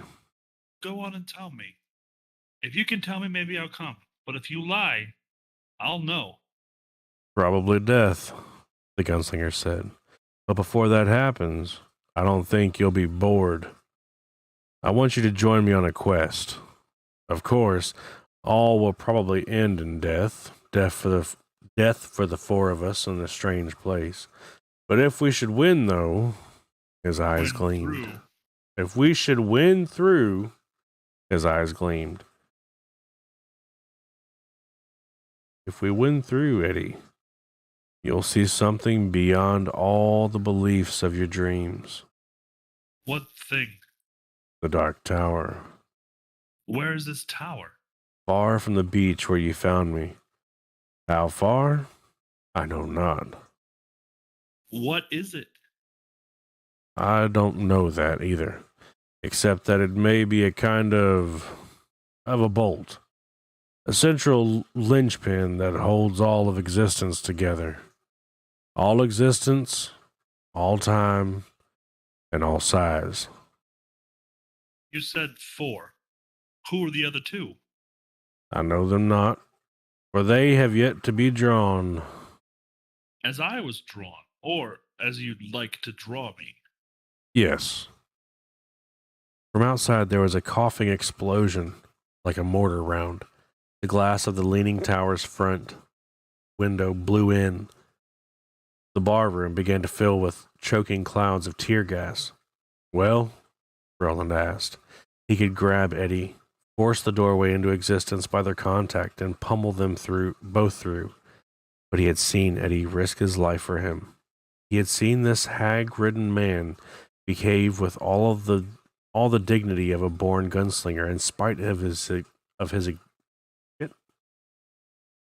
But he had seen Eddie risk his life for him. He had seen this hag-ridden man behave with all the dignity of a born gunslinger, in spite of his addiction, and the fact that he had been forced to fight as naked as the day he was born, and all he wanted Eddie to decide for himself. And he wanted Eddie to decide for himself. Quests, adventures, towers, worlds to win? Eddie said and smiled wanly. Neither of them turned as fresh tear gas rounds flew through the windows to explode, hissing on the floor. The first acrid tendrils of the gas were now slipping into Balazar's office. Sounds better than one of those Edgar Rice Burroughs books about Mars Henry used to read me sometimes when we were kids. You only left out one thing. What's that?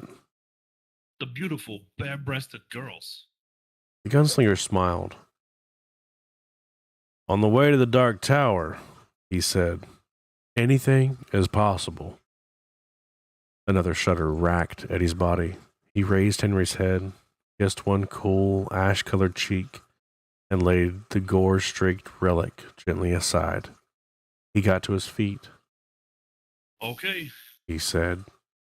I didn't have anything else planned for tonight anyway. Take these, Roland said, and shoved the clothes at him. Put your clothes on. Put your shoes on, if nothing else. You've cut your feet. On the sidewalk outside, 2 cops wearing plexiglass faceplates, flak jackets, and Kevlar vests smashed in the Leaning Tower's front door. The bathroom, Eddie, dressed in his underpants, his Adidas sneakers, and nothing else, handed the sample packages of K-Flex to Roland one by one, and Roland put them into the pockets of Eddie's jeans. When they were all safely stowed, Roland slid his right arm around Eddie's neck again, and Eddie gripped Roland's left hand again. The door was suddenly there, a rectangle of darkness. Eddie felt the wind from that other world blow his sweaty hair back from his forehead. He heard the waves rolling up that stony beach. He smelled the tang of sour sea salt. And in spite of everything, all his pain and sorrow, he suddenly wanted to see this tower of which Roland spoke. He wanted to see it very much. And with Henry dead, what was there in this world for him? Their parents were dead, and there hadn't been a steady girl since he got heavily into the smack 3 years ago. Just a steady parade of sluts, needlers, and nosers. None of them straight. Fuck that action. They stepped through, Eddie actually leading a little. On the other side, he was suddenly racked with fresh shudders and agonizing muscle cramps, the first symptoms of serious heroin withdrawal. And with them, he also had the first alarmed second thoughts. "Wait!" he shouted. Wait! He shouted. I want to go back for a minute. His desk or the other office, the skag. If they were keeping Henry dope, there's got to be junk. Heroin, I need it. He looked pleadingly at Roland, but the gunslinger's face was stony. "That part of your life is over, Eddie," he said. He reached out with his left hand. "Oh!" Clawing at him. No, you don't get it, man. I need it. He might as well have been clawing stone. The gunslinger swept the door shut. It made a dull, clapping sound that bespoke utter finality and fell backward into the sand. A little dust puffed up from its edges. There was nothing behind the door, and now no word written upon it. This particular portal between the worlds had closed forever. No! Eddie screamed, and the gulls screamed back at him as if in jeering contempt. The Lobstrosities asked him questions, perhaps suggesting he could hear them a little better if he were to come a little closer.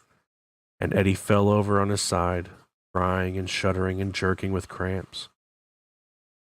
"Your need will pass," the gunslinger said, and managed to get one of the sample packets out of the pocket of Eddie's jeans, which were so like his own.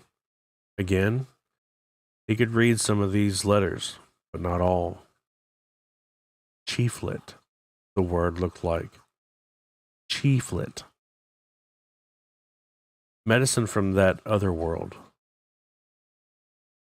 "Kill or cure," Roland murmured, and dry swallowed 2 of the capsules.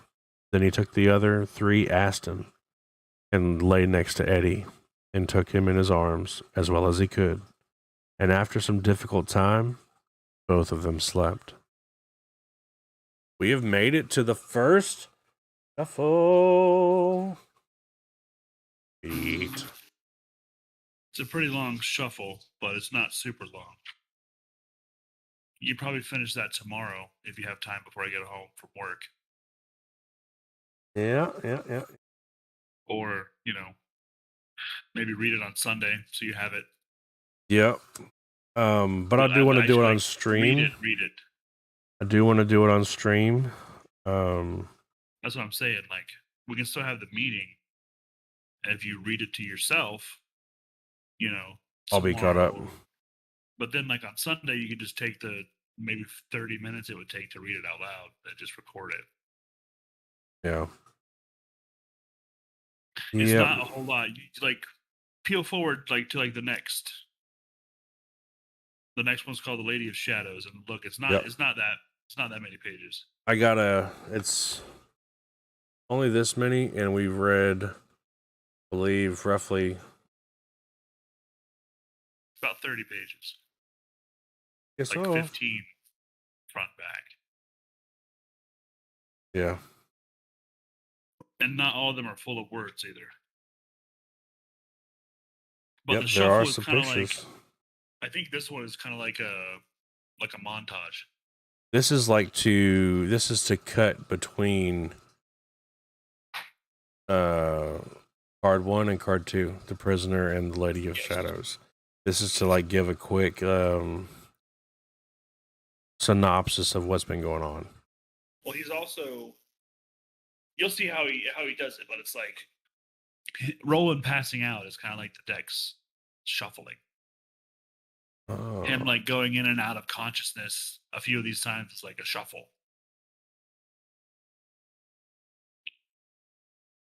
gotcha. And this is a lot of him and Eddie going back and forth.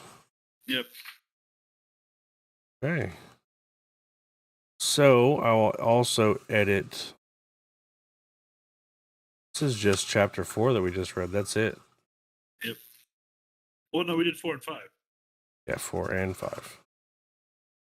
Because then we go on to the next part after the shuffle, which is a whole other part. Yeah. So I'll do the shuffle as a. That might be a good thing to do. Just do a shuffle as like an add-on, short little excerpt of what's going down.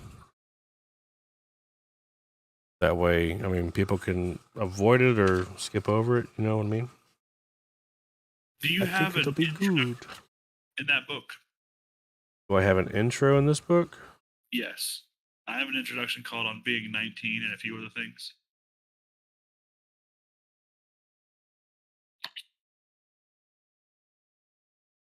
I do not believe so.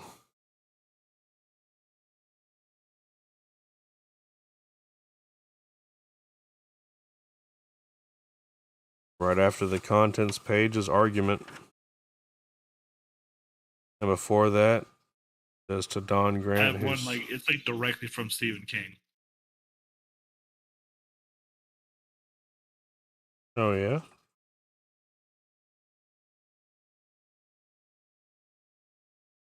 Which book do you have? I got a new one. That's right, because your copy was falling to pieces. I've got a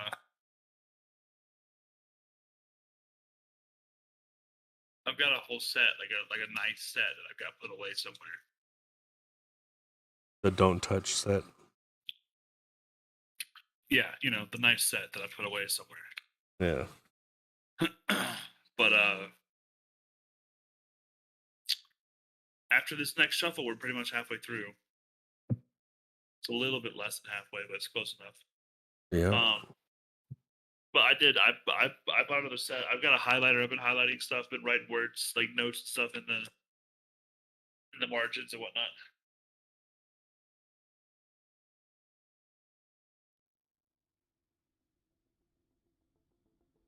I think it's cool. That's what I consider like a working set, right? Yeah. I think it's really cool. I don't know what the writing. I don't know what your notes consist of. We find it interesting. I'll have to see whenever I come down for sure. Yeah, because we'll be done with this by then. Yeah, we'll be done with this book. Start on the next one probably. All right, everybody on Streamstram, thank you for joining us on the drawing of the 3-part 2, read by myself, Canned Official, the Sneak Thief, and even Modus, member in the BLG Discord. Please stay tuned. Click that bell.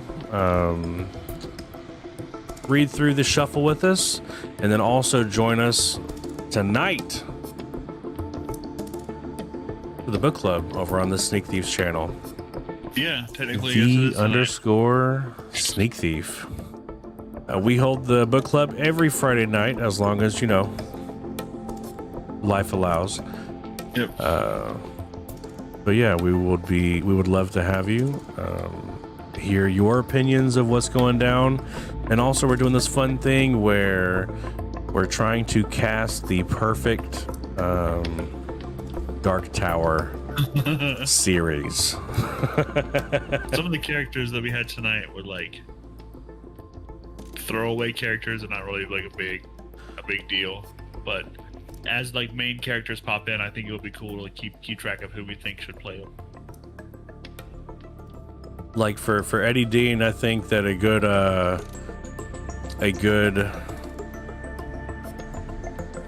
Pacino, Al Pacino, young Pacino. No. He could have really fucked that up. What?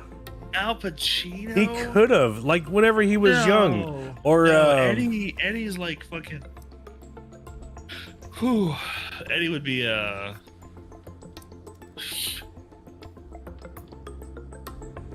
shit. Wait, it's not Al Pacino. No, he's too jiggity and.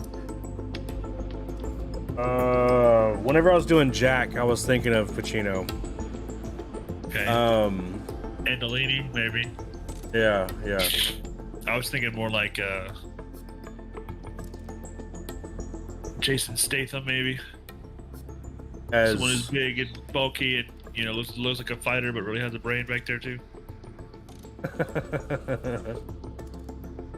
Eddie is hard to cast for me because he could be like a young, even like a young DiCaprio.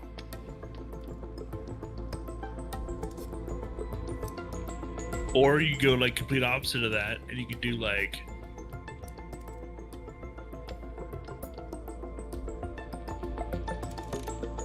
even the character that you had suggested to think of, or the actor. Who the fuck was that? Davidson? Pete Davidson, yeah. Pete Davidson. I think he could pull off a good Eddie. I don't know. Like later on, you'll see what I'm talking about. Maybe just because like it's where he could pull off a good junkie Eddie. I think he could pull off a good Henry. Yeah.